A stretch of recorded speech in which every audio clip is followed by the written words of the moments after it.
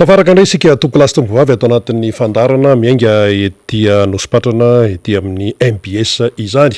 ny Miara Manonja izay arahanao amin'ny alalan'ny fahitalavitra MBS, arahanao ihany koa amin'ny alalan'ny onjam-peo ny MBS radio FM 95.4, arahanao amin'ny alalan'ny radio Mada FM 100.8 ary arahanao ihany koa amin'ny tambajotra tserasera maro isan-tsokajiny ary dia anterina ny araba ho antsika mianakavy, na ianao eto an-toerana na ianao any ampitan'ny ranomasina. Iaraketo isika ao anatin'ny Miara Manonja mandritra ny ora roa mahery anoany ary iresantsika ny raharaham-pirenena sy ny fiainantsika ankapobeny zany satria dia izany no antom-pisiny itony fandarana Miara Manonja itony. Akoatran'ny tenako moa zany dia mbola ho avy ihany koa ireo namana maro samihafa tahaka ny mahazatra hiaraka amintsika hitondra famakafakana sy fanehoan-kevitra momba n'izay raharaham-pirenena izay. Ity ampiandoana aloha zany dia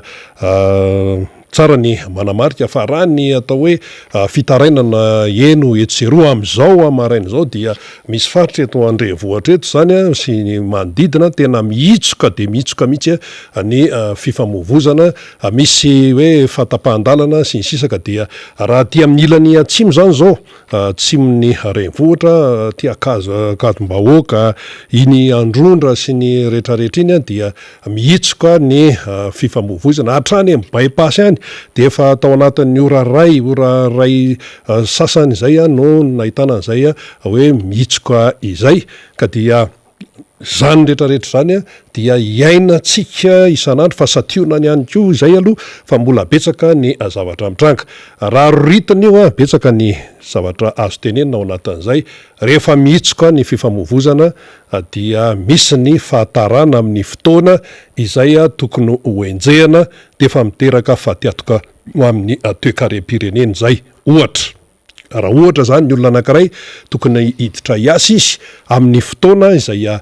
mazava tsara, atao hoe tokony miditra amin'ny valo izy fa noho ny antony eny an-dalana rehetrarehetra eny dia amin'ny valo sy fefana izy avao tonga zany hoe efa nisy fefakadiny zany tsy nanatanterahana an'ilay asa. Tonga indray ny ampitso dia mbola ohatr'izay dia efa nisy atsasakadiny. Tonga indray ny manaraka an'iny dia mitombo hatrany amin'ny adiny ray, adiny roa, adiny telo, adiny efatra, lasa adiny folo ny fotoana izay tokony nesan'ilay olona nefa tsy nesany tao anatin'ny taona anankiray dia efa fahatiatoka no dikan'izay eo amin'ny toe-karena ho an'ny tena maikajy zany. Zay ny an'ny olona anankiray fa raha misy olona 10, 100, 1000 ray alina ohatran'izay no mitranga aminy zany vokatry ny fahatarana hoy isika dia efa fahatiatoka tsy tanoano no ateraka zany eo amin'ny toe-karem-pirenena. Fahatiatoka tsy hita mivantana fa rehefa any amin'ny fanaovana bilan any amin'ny farantaona dia hita hoe fa naninona ity zavatra ity no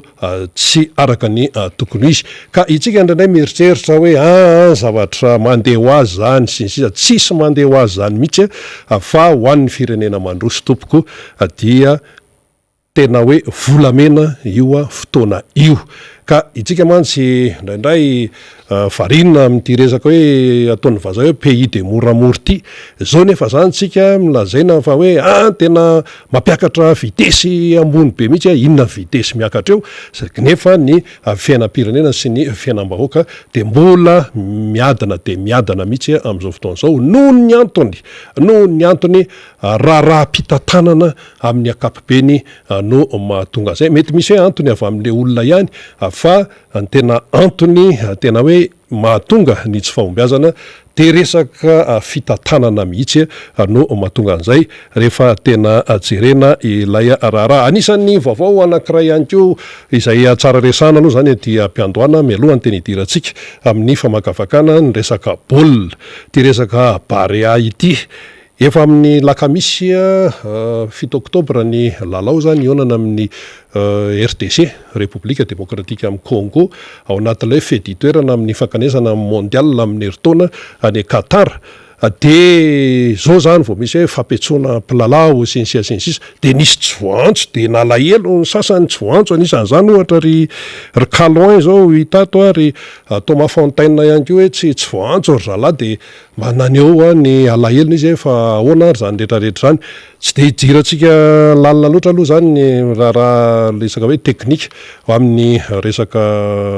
hoe fihetsoana mpilalao na tsy mifetsoana mpilalao anjaran'ny entraîneur zany ny mpanazatra sy izay ao anatin'ny fitantanany ny baolina kitra malagasy eo fa ny zavatra hita hatramin'izay aloha de rotoroto foana zany tia raha ty ny RDC tompoka de efa ray volana mahery nanomana fionana amin'ny Madagasikara ny tsika tia efa herinandro sisa mbola zao no zavatra misy de metsy isy indray ny tenin'ny sasany ankanareo koa zany mametsiny foana tsy resaka hoe mametsiny na tsy mametsiny fa ny zavatra misy no resahana RDC ray volana nefa nanomana isika ty herinandro dia zay vao miditra ao anatin'ny hoe fihetsoana sy ny namany de inona ny fanomanana hoe vita ao anatin'ny fotoana fohy raha ohatritsika ka andeha ho any Qatar raha mbola nieritreritra izany hatreto aloha mbola misy hoe heritsika ihany nyfankanesana any fa raha mbola resy eo indray de fa zay aloha fa de efa mianina amin'ny fijerena télé sisa rehefa mandeha ny mondial kanefa raha hoe mibarea zany no manao mondial tena lay tsara mihitsy zany ozy ny mpanaraka baolina ary io tena ny malagasy rehetra rehefa nanao kanina ny barea tany Egypta ny malagasy ray manontolo no miara mientana ao anatin'izay fa rehefa tsy zay kosa dia manjary miteraka alahelo izy kanefa tokony ho vitatsika izany raha izany tsy ezatsaritra tsy maintsy noresahany ny tompo lasy tompo vavy satria tsy avela hoe andalo fotsiny fa zavatra iainana hiditra aloha hevitra anankiray tsika dia hampanomboana dia ity resaka hoe zavatra iainan'ny mponina andavanandro ty resaka PPN aloha zany ny tiana horesahana amin'izay satria io no iainantsika isanandro ary io no mampikaikaika ny vahoaka malagasy amin'izao fotoan'izao inona ny zavatra manodidina an'izy io ary inona no zavatra tsy fantatsika ao anatin'izay resaka hoe tontolon'ny PPN izay tsy ampy ny PPN lafo ny vidiny izay no hitantsika isanandro de amin'ny teny ny fanjakana hoe anafatra PPN hoentina sambo hatrany amin'ny 20 dia zay zany lay atao hoe fasady hitantsika ety ivelany fa ao anatin'izay rehetrarehetra zay misy kipitsopitsony isan-karazany mety tsy fantatsika fa mety ihany koa ve fanahinina tsy ampahafantarina antsika ny ao ambadika izay rehetrarehetra zay efa tenenina foana zany hoe rehefa misy zavatra dia atao mangarahara foana izay hoe zavatra atao zany indrindrandrindra resaka hoe fividianany zavatra resaka hoe fitsinjarana ny zavatra eny ampelantanan'ny malagasy nandeha reny resaka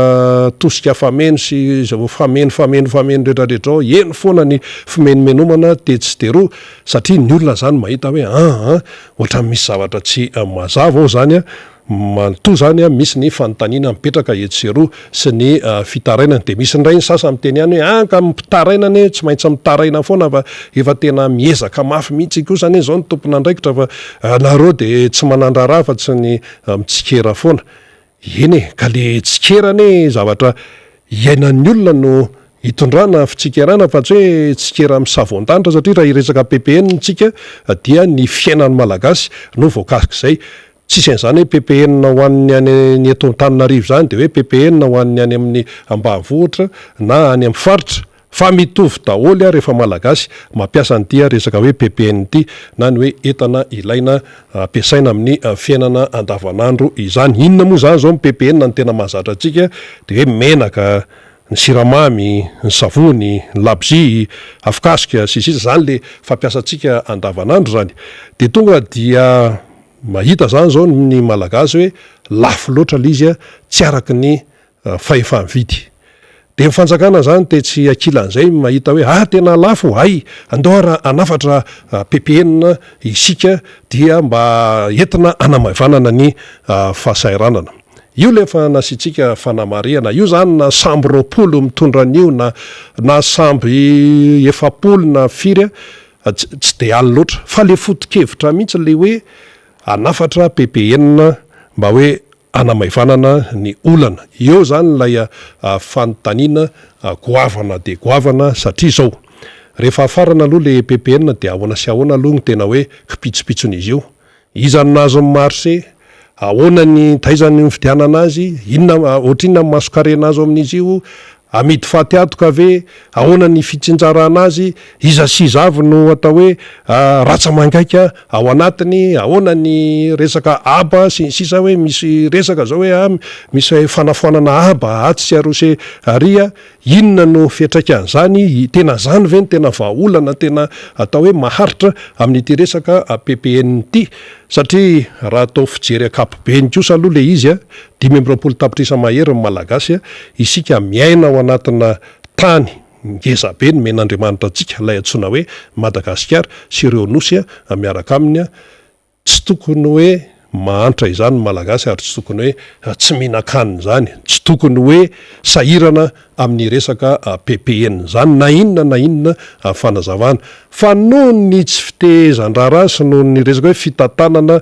tsy araky ny tokony izy nandritra ny fotoana maro no nahatonga an'io zany hoe olana azo mivahany efa hatramin'izay le izy de lasa mitambatambatra le olana de lasa fanafarana ppn no vaolana hitan'ny fanjakana amin'izao fotoan'izao lazaina moa zany hoe ppn hoentina sambo misa roapolo izay ppn ho avy zay mangarara momba an'io zany tsy fatatsika aloha fa ny tena tiatsika resahana raha raitsika ohatra hoe ny resaka siramamy ohatra raha resaka siramamy zany anie de fa nisy ny orinasa mpanao siramamy teto Madagasikara efa ny taona maro lasa ihany zay de aka ohatra anankiray zao isika tany amin'ny andron'ny fitondrana sosialista révolutionnaire de nisy ohatra ny orinasa mpamokatra siramamy tao Brickaville dia nandeha zany orinasa zany tamin'ny fotoanandrony nandeha de ny tena mo mpanao gazety dia mpanao gazety mandehandeha de nanao fanadiadiana ary dia taty aoriana zany rehefa tsy tao tsony lay tompon'andraikitra ny tatana zany orinasa mpanao siramamy tao Brickaville zany dia nanaovana fanadiadiana izy zany hoe tsy fanadiadiana moa zany fa hoe nyresaka amin'ny vatana tsy mampaninona manonona anarany eto satria tompon'andraikitra izany olony zany Andriamatoa Henri le Cacheur no mpitatana no tale généralny izany orinasa mpanodina siramamy zany tamin'ny fotoanan'ny amiraly Dede Ratsiraka orinasa tao Brickaville zany izy io dia nanontaniana izy taty aoriana inona no ny zavatra nitrangy nefa hoe orinasa tokony andele izy de manjary nisy olana dia zao no nambarany hoe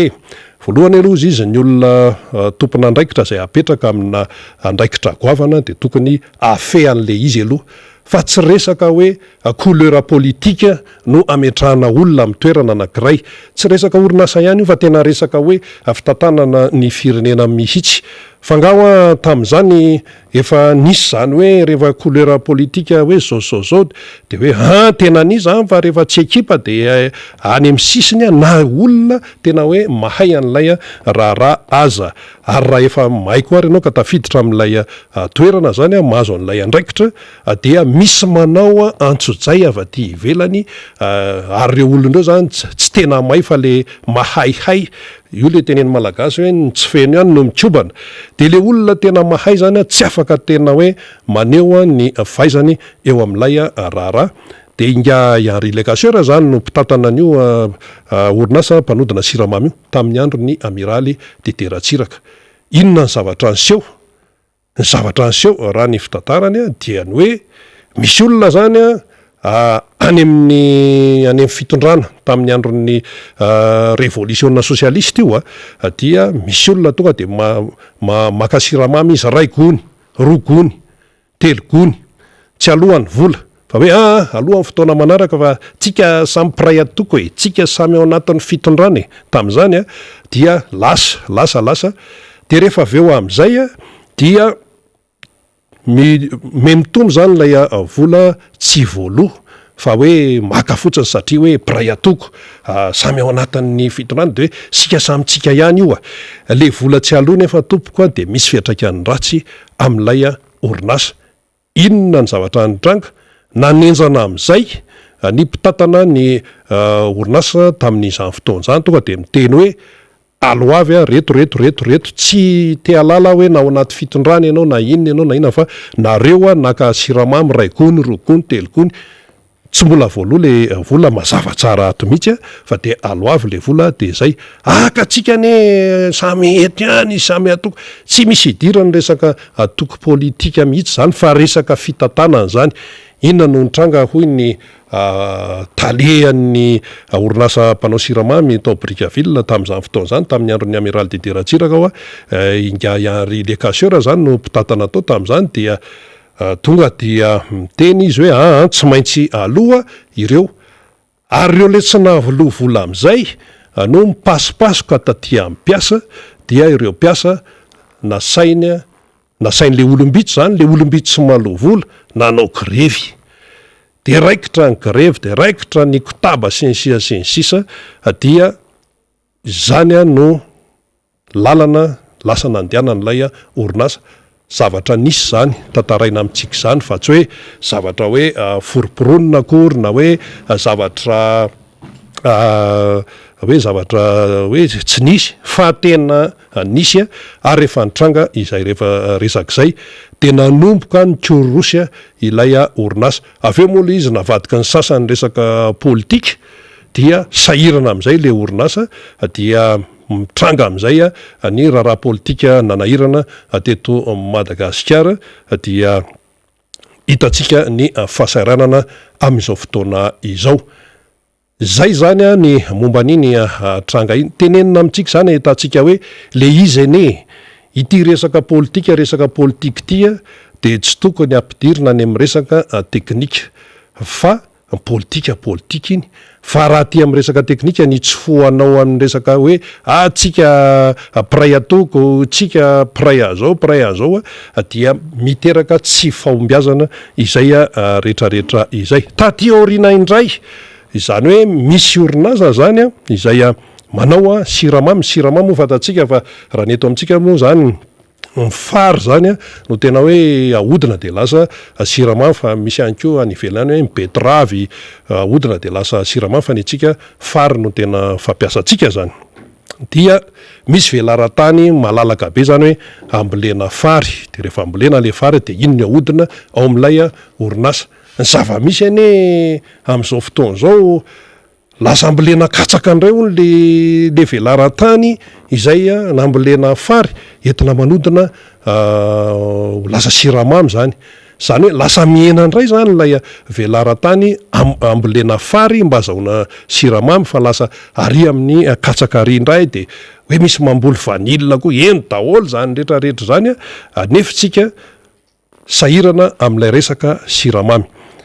De eo zany no tonga de fanamariana mazava be hoe eo aloha ny resaka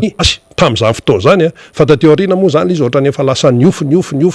tsy fantatra tsony fa tamin'izany hoe tena hoe orinasa malagasy de inona ny solution lasa manafatra PPN ilay Madagasikara zay manana velaran-tany malalaka zany ary nanana orinasa tany aloha fa noho ny antony izay hoe tsy faiza mitantana sy ny naman'izay de lasa sahirana lasa mitsipozipozy ilay orinasa. Raha miresaka hoe fambolena fary sika de siramamy dia eo ihany koa ny ty resaka hoe fanamboarana toka io ihany koa zany ao anatin'izany rehetrarehetra zany fa ny toka zany zavatra ataontsika hoe aingitraingitra zany satria zavatra tsy zavatra hafa mihitsy zany tsy resaka betsaka eto momba an'izay fa ny siramamy aloha zany no tena hoe ilainy vahoaka malagasy de io tokony ilofosana. Aiza very olona ka de inosy Maurice zay nosy faran'izay kely aty amin'ny ranomasina indianina de mamokatra siramamy ary ny azo ny orinasa ny tena ataony tena tsara mihitsy vao midinao Maurice ianao amin'ny fiaramanidina de fary fotsiny no hitanao zany tena hoe atao hoe anaovan'ny zareo etsika manokana mihitsy momba ny fambolena fary zany satria mamokatra siramamy ohatran'izany ihany koa i Brezil dia mamokatra siramamy tena atao hoe betsaka de betsaka ary atobany amin'ny tsena iraisam-pirenena ny siramamy. Isika eto Madagasikara de io ve de tsy ahitana vahaolana hatramin'izao efa 4 taona zay no nisiny ny régime na ny fitondrana zany izay mitondra amin'izao fotoana izao de resaka siramamy io ve de tsy ahitana vahaolana fa zavatra hafa zany no entin'ny mpitondra amin'ny hoe famahana olana. Io mantsy zany le resaka famahana olana samy manana ny fandraisany azy fa raha hoe resaka siramamy zany zao de hoe afarana ny PPN de zay ve no vahaolana. Io le tenena foana hoe vahaolana tiptopy, vahaolana tselika, ohatr'izany foana hatrany amin'ny rafim-panjakana de lasa tselika vonjimaika raha tsy resaka fa tsy ny hoe gouverneur isika izay efa teneny eto foana hoe tsy voalaza ny lalam-pandrenana ane zany de hoe io aloha fa io aloha ny eo nefa ny zavatra lehibe an'ny faritra no tokony izy ary fidin'ny vahoaka mivantana dia tsy zany no mitranga nefa ilay fitaom-piasany ty régime ty zany efa nanika 7 taona zany zao fo tapitra satria efa oktobra novambra efa mamarana ny taona zany zao efa any amin'ny krismasy ny tomba avao zao ny sain'ny olona de efa mandeha be le fotoana ao anatin'izay kanefa le vahaolana raisina de vahaolana tsy maharitra fa vahaolana tselika de tsika ve zany de iaina amin'ny resaka tselika foana avy eo le izy amin'izay tsy mangarahara tanteraka ny fandehan'ny raharaha ao anatin'izay le hoe fanafarana ny hoe PPN zay resaka siramamy fotsiny zay fa raha resaka savony tsika zao raisina ihany koa zay savony zay ny tsika hoa rehefa zavatra misy de tenenina misy ny orinasa tena malagasy mpanao savony maninona zao reny raha ohatra hoe tena ampiana arak'izay tratra mihitsy dia raha ohatra ny malagasy araka ny tenin'ny alain'ire miseza teto hoe tsy mahavidy savony tsony ny malagasy de lasa masiso izy sensisa de zany ve no iainana zany raha ohatra izy hoe intelo isan'andro no misasa lasa indrosa izy raha indroa isan'andro lasa indray-pandeha farany tsy misasa mihitsy de misy olona tsy misasa mandritra ny herinandro tapabolana de aizany iainana amin'izany manahirany be alao tsy tarina lavitra le resaka fa izy le hoe zavatra tena iainan'ny mponina zany misy ny atao hoe zavatra efa nanantsika ny orinasa eto toerana tokony ampiana izy ireny ary tsy vitany hoe ampiana fotsiny fa arovana isika koa mantsy mianao anatin'ilay hoe toe-karena malalaka ekonomia libérale zany eo ny eto toerana de eo ihany koa ny fidiran'ny avany velany fa anjaran'ny fitondram-panjakana no miaro an'ireo orinasa izay efa eto Madagasikara an'ny malagasy indrindrindrindra na mpanao savony io na mpanao inona io na mpanao inona de tokony mba arovana ary mila fitaizana ihany koa ilay vahoaka malagasy mba ho tia ny vokatra malagasy ary ny orinasa izay malagasy zany dia mba miezaka ihany koa mba anatsara alay qualité lay atsara n'lay zavatra mba elana am'le hoe rehefa vita gasy de zao afa tsy mitombona tsony zany misy aloha mety hoe manao atsirambina ihany fa vangakotsika afa tena miteny zato isan-jato hoe ny entana avany velany zay ampidiriny eto de tsara daholo ekena hoe mahantra Madagasikara fa na izany kosa raha tsy hoe zao zavatra ratsy avany velany zao de hoe ndeha ho ampidiriny eto tsy hoe rehefa zavatra avany velany de tsara zay aloha de ahitsy mihitsy fa diso be mihitsy zany satria misy zavatra avany velany tompoko miditra eto tena ratsy resaka fa tsy resaka sakafo zany zao tsika menakavy dia tsapa hoe misy ny entana lany daty de mety hoe tsy lany daty izy tonga eto ohatra fa efa kaikaiky le daty iny zany le ataperan'ilay mampérime azy de solon'ny sasany le etikety fa amin'olona ane zany nefa zany zavatra miseho eto amin'ny firenena daholo zany rehetrarehetra zany tiano tenena de hoe ilay orinasa mpamokatra eto na siramamy io na ino raha tojo olana de mila ampiana satria ny fanjakana no manana n'lay fahefana afaka miaro an'izay hoe orinasa malagasy reny kanetsika ary teto nisy orinasa malagasy mivarotra no pitehana aloha tonga de tsena hoe nisany macro zany zao dia ny fisiany macro tam'izany fotoanandro any anisany stabiliser ny vidin-javatra. Resaka ppn mihitsy io resaka io tompoko, resaka ppn dia reny no nahazo ny macro zany ireny na hitatsika reny. Iza zao no mizaka ny vokany, iza no mizaka ny vokany zao eo amin'ny vidim-piainana amin'ny resaka ppn. So tsika mieritreritra hoe potika ny macro tamin'ny fotoanandrony de hoe tsisy fiatraikany. Tena misy ny fampiteha macro tompoko tany amin'ny 7 dia mbola misy sekel PDB aty amin'ny taona 2024. Ekonomista no nitenen'izany, paitoekarena no nitenen'izany. Raha misy fahavoazana amina fotoana anankiray eo amin'ny toekarena mety misy fiatraikany eo io, fa mbola misy fiatraikany eo any amin'ny 10 taona manaraka, any amin'ny 20 taona manaraka, any amin'ny 30 taona manaraka, izay fampitehana sehatra toekarena izay. Ary ny fanampitehana orinasa tompoko dia tena anisan'ny atao hoe tsy fanao eto ambonin'ny tany. Jeritsika any amina firenena isan-karazany rehetrarehetra ny ampitan'ny ranomasina any dia sarotiny de sarotiny mihitsy ny mpitondra. Nisy fotoana zao ohatra tao Russie tao nampanantsony nga Vladimir Poutine ny mpitatana orinasa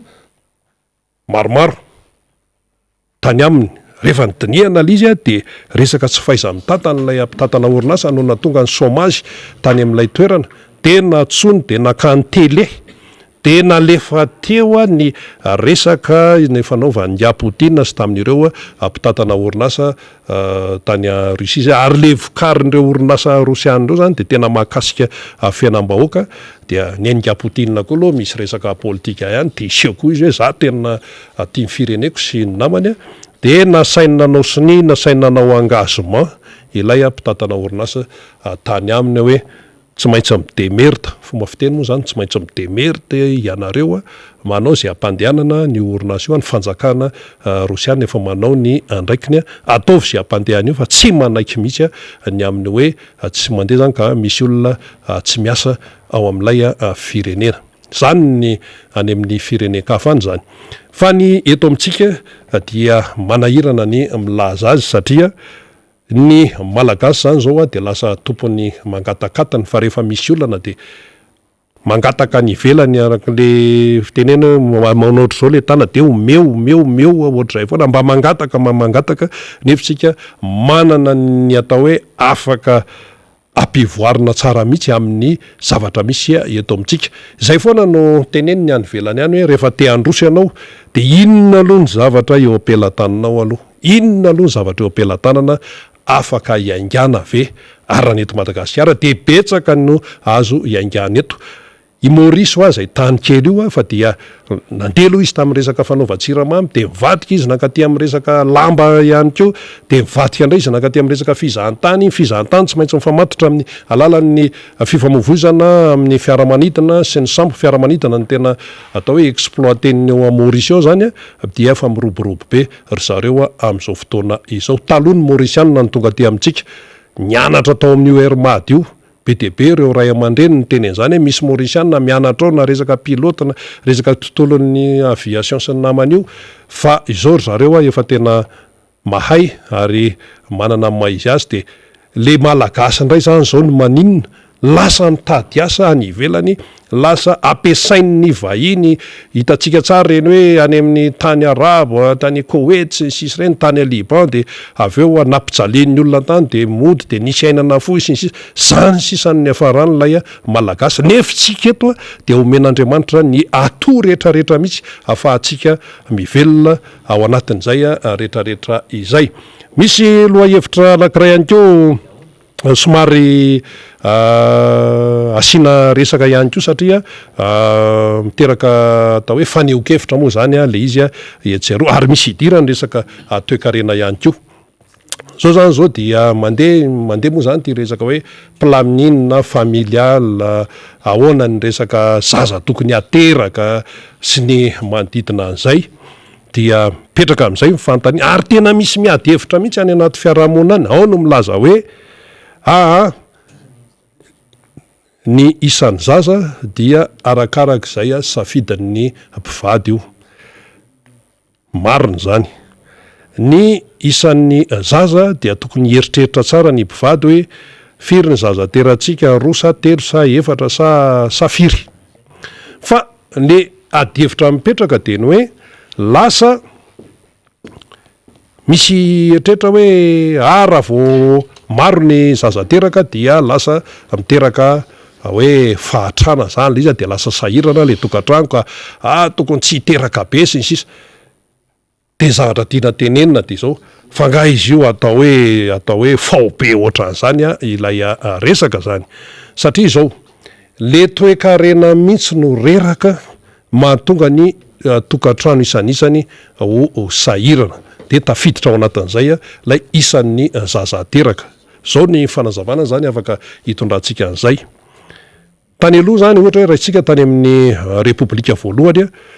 somary maroaro anaka ihany ny malagasy misy miteraka 5, 9, 7, 8 fa maninona velona iray aman-dreny tsara, tsisy an'izany tsy mihinan-kany zany, tsisy an'izany tsy mianatra zany tany amin'ny repoblika voalohany. Nandalo taty amin'ny repoblika faharoa le izy dia fa nanomboka ny sahirana le tokantrano zay maro anaka izany. Zany hoe ny tiana ho tenenina dia ny hoe tsy de miankina loatra amin'ny eo aloha ny resaka hoe fanapiasanaizana sisy hoe tsy mety le hoe miteraka hoe mifanakaiky loatra, tsy zay ny tiana ho tenenina fa le hoe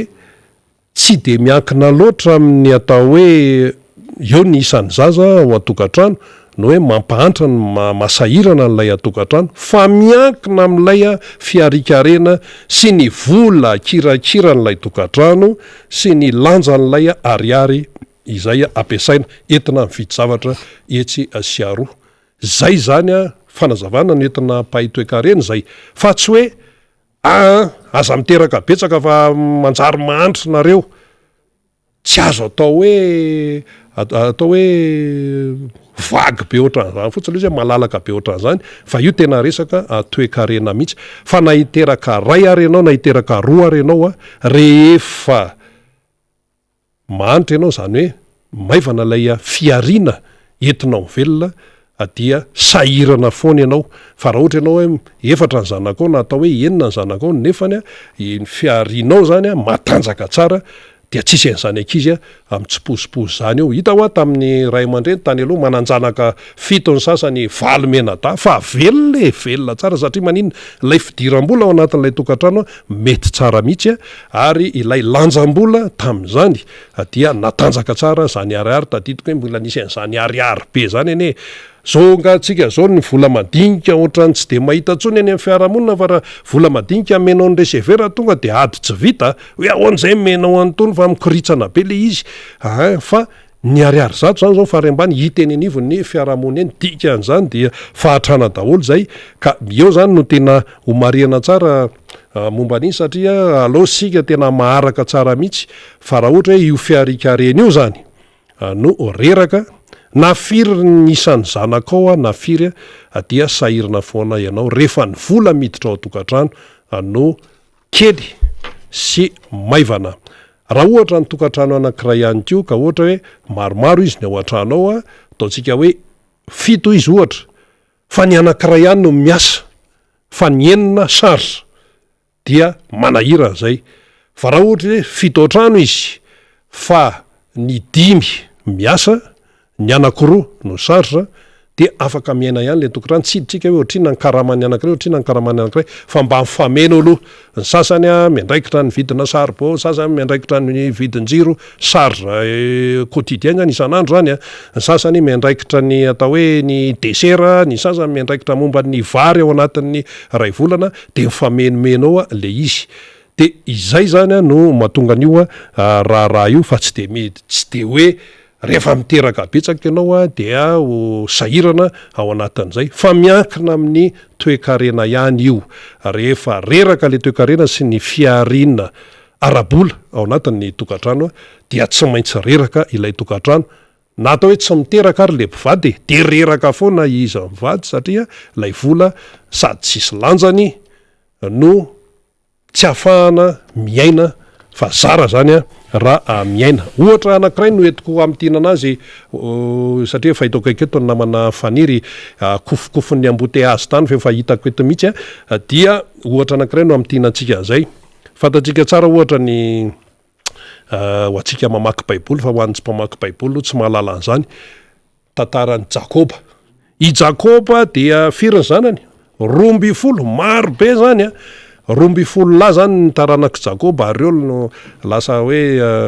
Israely zany miparitaka maneran'izao tontolo zao sy ny sisa 12 lahy ny zanak'i Jakoba tompoko ho an'ny mamaky baiboly mahay an'izany fa raha vao tsy mamaky de tsy mahay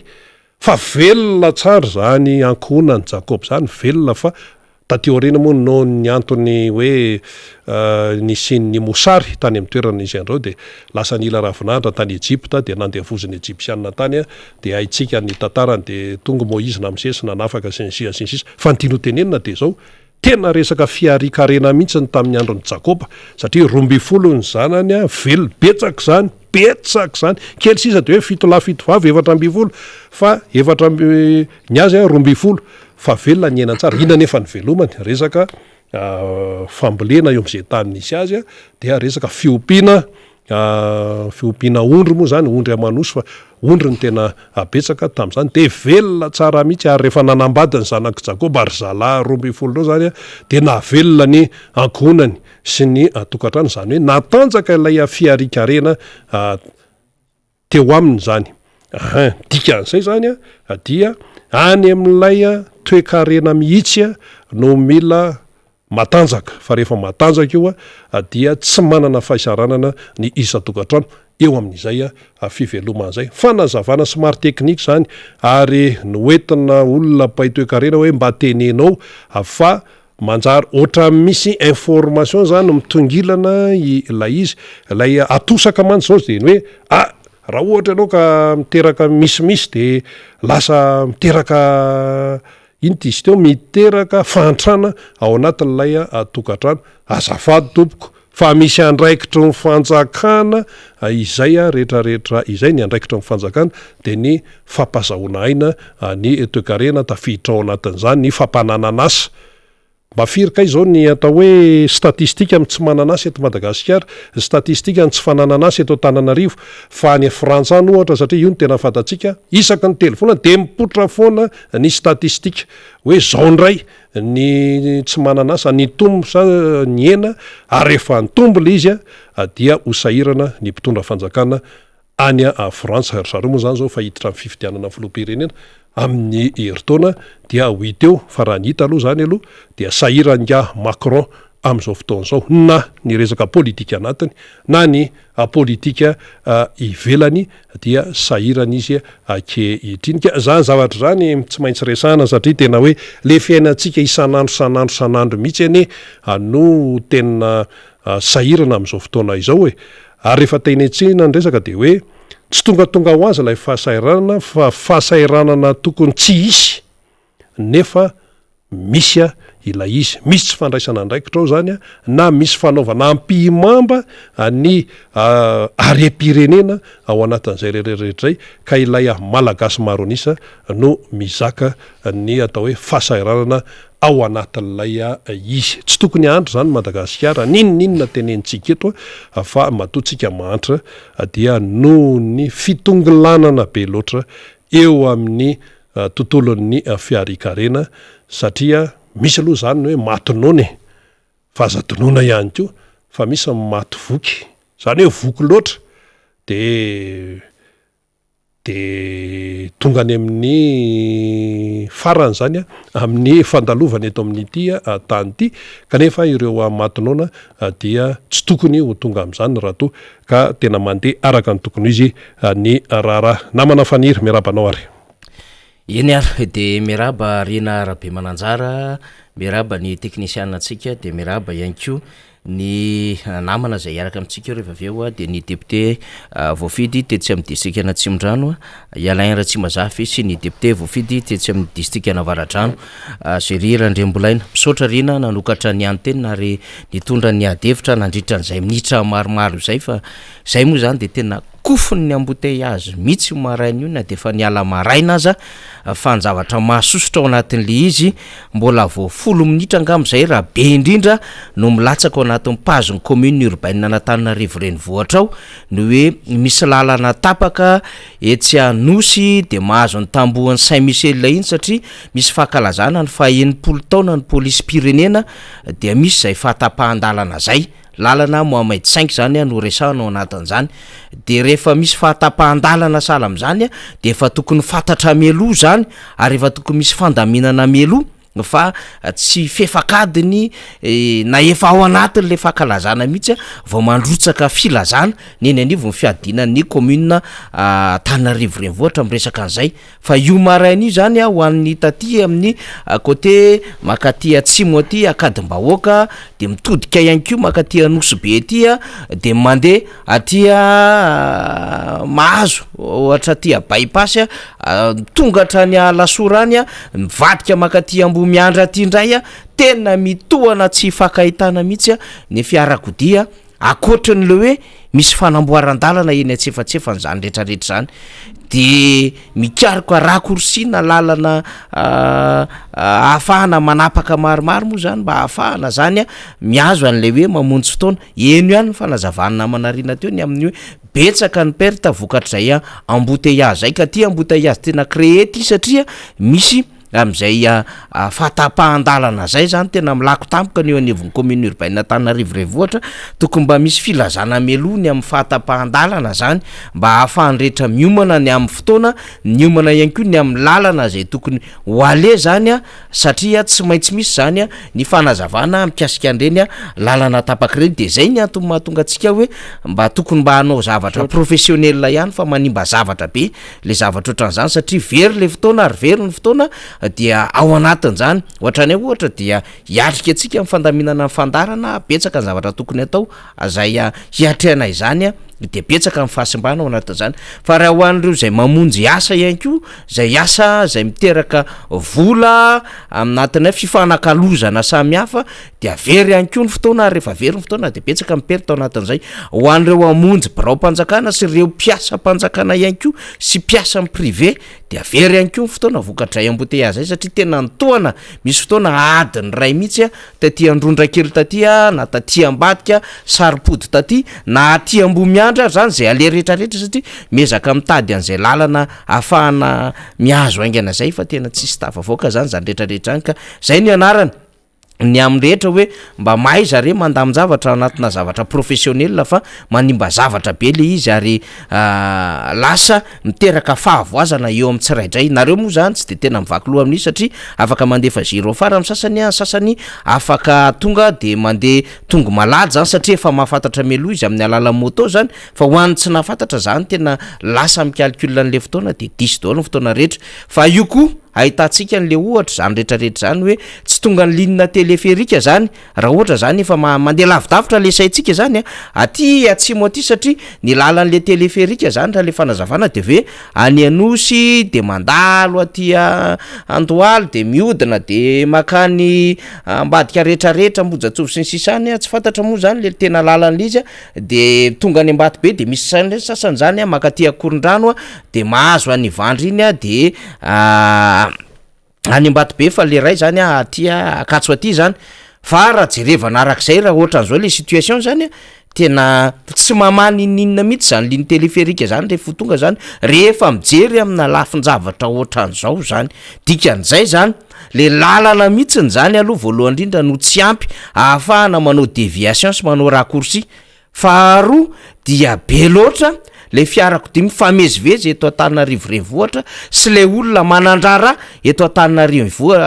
renivohitra noho izany de tsy maintsy création ana lalana vaovao mihitsy na fanamafisa na fanamboarana an'ireny efa lala masaka anaovana raccourci reny na anaovana déviation reny misy lalana zao ohatra tokony vakina atao tsara avy aty Lasora Kaidevo aty zay mivoaka arian'ny lalany TV plus ry ho an'izay mahita an'izany misy lalana koa ohatra zao afaka masahana tsara raha avy aty Betsaraina mivoaka makany Ilafy any azo atao manao an'izany rehetrarehetra zany rehefa amina fotoana ohatran'izao mba malalaka daholo ny lalany rehetrarehetra zany ary manodidina avatia mahazo arivo sy ny sisa ty misy lalana azo amboarina tsara mba ahafahan'ny fiarakodia mifamezivezy zay zany tokony atao am'ilay transport urbain satria tena tadiaviny rehetra le fampiasan-dalana ary zany koa no maharitra zany fa tsy zavatra entina ataitairina fotsiny le izy noentiny zany rehetrarehetra zany satria tena victime am'zany tsika androany de tena lasa manimba zavatra be mihitsy le izy eo amin'ny fandaminana ny fotoana sy ny sisa satria izahay moa zany de miezaka mandrakariva manaja fotoana kanefa dia tratran'izay hoe tena tsy napoziny zany tam'ty androany ity zany zay ny am'izay resaka zay fa eto de manararoatra ihany aloha zany amin'ny hoe ho anareo any amin'ny faritry mena be any mahabo manja sy ny sisa morondava miandro vazo dia efa miomana zany tsika ny amin'ny fiatrehana le fiaonambe patry ny RMDM zany ary isy ihany koa ny redynamisation ataon'ny antokotiky Madagasikara raha pitso zoma no anatanterahana azy am'to sabotsy no anatanterahana izany ary dia misy zany ny fionana ao amin'ny espace ambony vohatra Morima zany no anatanterahana izany ny tapany maraina dia redynamisation na fameloma maso ny antokotiky Madagasikara ary ny tapany ariva dia fionambe paritry ny RMDM zany any am'zany faritry mena be zany ka morondava no andray azy raha ny vaovao fantatra de efa any antoerana ireo mpikarakara ary efa seriny de seriny ihany koa ny RMDM any antoerana zay manao ny fandaminana rehetra ary efa fantatra fa betsaka ny amaly ny antso ho avy am'zany fionambe mpanohatra indrindrandrindra tarian'ny RMDM any morondava izay ka miaviavy rolahy fa zava-dehibe no atrehana any am'zany fionambe izany zay ny amin'iny fa betsaka raha ny vaovao no manina sy tokony ho resahana fa ezakitsika aloha iresaka azy arak'izay fomba hifampiresahana azy rehefa aveo satria omaly tamin'ny filakevitry ministra de betsaka ny zavatra azo resahana ao anatin'izany adevitra zany ka iarahana ifampidinidiniana amin'ny solombavim-baoka Zery Randrembolaina zay efa akaiky eto amin'izao fotoana zao voafidy tetsy amin'ny distrika Navaradrano niara-kofona tamin'ny embouteillage taminay sy ny député Yanay Ratsimbazafy zay avy any Atsimondrano tsy mifanalavitra taminay ihany koa fa samy torana ny embouteillage de samy fampiantso aiza de mikaro-dalana de tsy hita afavoaka mihitsy manahirana ny zavatra ohatr'izany fa iresaka ny am'ty resaka hoe findramam-boly fampindramam-boly vola tsy averiny ty mbola ho resahantsika zany satria manam-baovao am'zany tsika rehefa aveo iresaka ihany koa tsika am'ty resaka vidinetany ty satria ny tsara ho mariana ao anatin'izay de hoe nanao communication foana le au niveau ministère ny industrie sy ny commerce ary ny consommation zany hoe ny industrie mivarotra ary mifanjifana fa hoe voatazona araky ny tokony izy ny vidinetana ary tsy mikorotana stable ary eno tsara ary mitoetra am'lay vidiny napetraka ny fanjakana de nandritry ny herinandro tsika zany nandeha nidina teny an-tsena teny foana ary ny antso ny manerina faritra rehetra hoe manahoana vidinetana aminareo de nomaly tsy niova ihany nikoty zafy ihany ny Lexus amin'ny vidinetana rehetrarehetra ny tamin'ray volana ihany mbola iainantsika amin'izao fotoana zao de zay moa zany de niezaky ny nandeha mihitsy hatramin'ny nomaly satria ny resahan'ny fanjakana raha resaka menaka zao de hoe efa napetraka ny vidin'ny menaka ho an'ny hita io zany le huilerie zay mano menaka zay eto Tomasina vokarina eto Madagasikara fa rehefa tena mijery ianao tsy ahitana firy am'zany menaka vokariny hita zany ny eny amin'ny sehatry ny tsena rehetra fa menaka saika importé daholo avy any ivelany na le amin'ny vrac io na le qualité hatramin'ny omaly ny vidin'ny menaka zay fividinao ohatra spécial zay tournesol vidina 380 ariary ny litatry menaka iny anefa tany amin'ny 4 iny voatapa-bolana lasa zay de iny nanambara ministère am'zany voatazona avy ny vidin'ny menaka no iloro efa tafiakatra ray alina ny qualité am'izao fotoana izao ny en vrac soja ho an'le China ao anatin'le barika mavomavona 20 litres dia efa tafiakatra 570 ariary ny litatra njamenaka izany ny vary indrindrandrindra vary eto atoerana zay fampiasantsika ny dista ny mangamila ny malalalondo ny analavory ny vary mavokely ny rojo dia mbola misy vary am'izao fotoana zao tafiakatra 140 ariary ny kilo raha faramory reny vary reny 140 na 240 ariary ny kilao an'ireny vary reny fa le vary fotsifotsy le manodidina ny stock le vary 700 ariary ka tsika tsy malagasy tsy zatra n'le minambary stock fa le vary menamena ara-pahasalamana misy protéine tsara le mahafinaritra le mitazona kibo fa tsy le mampangididy zany mahazatra malagasy ny atody angamba io hitanareo hoe stable kely io fa le 700 eo lasa 500 le siramamy angamba le misy 3 misy 400 le fienana kely 200 ny kilo io lasanareo nivony commerce io. Ny ciment mbola 3 alina ny sac ray misy 5 sy 3 alina inona stable am'zany. Ny vy Turquie sy ny Sudaf mbola takininona vidina na cornière io na tube io na lisse io na le marokoroko reny. Zany eny zava-misy eto akoatran'ny voamaina sy ny sisa zay efa misy mandeha am'madiko araky ny nambarako eto Antananarivo zany. Tsy le kapoka trotra fa le kapoka misy madiko zany. Ny savony miakatra zay tsy fakahitana am'izao fotoana zao ary efa ndresahan'ny Riana Manonja, ndresahan'ny Alain Msezo Maly milo tsy ho takatra mividy savony eto Antananarivo renivohitra ary saika manerana ny faritra rehetra andresahany zany.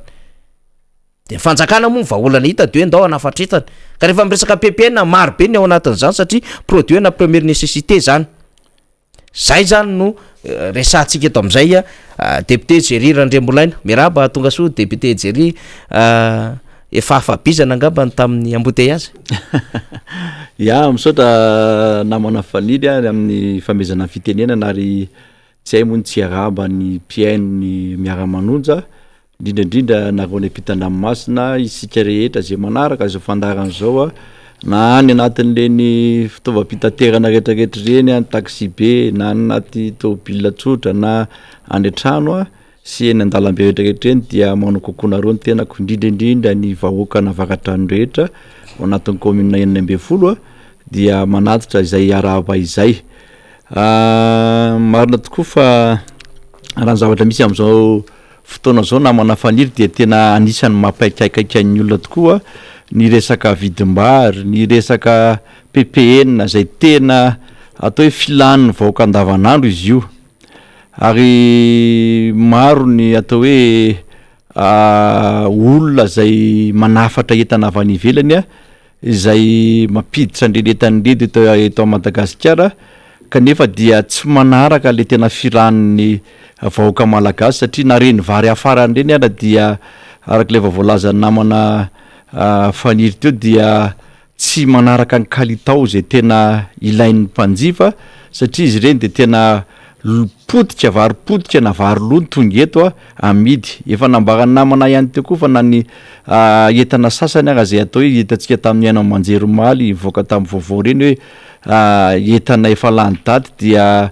ovaina ny daty de rehefa tsy mety manova an'leny an'ireny koa le olona zay mpiasa ao dia gadraina anaovana fandrahonana ary asiana fanamarena manokana fa hoe orinasa zay manao zay vahiny zay manao zay zavatra zay dia mbola misokatra am'izao fotoana zao nefa dia fanapozinana ny vahoaka malagasy zavatra ohatr'izany. Ka eo ny tsara jerena fanjakana le fanomezana vahana loatra ireo mpanafatra entana avy any ivelany zay entana tsy manaraka ny fepetra hoy ateo fa dia ohatrany hoe fanapozinana amin'ny malagasy tsy hay fa hoe miaina anatin'ny fantrana ve le vahoaka malagasy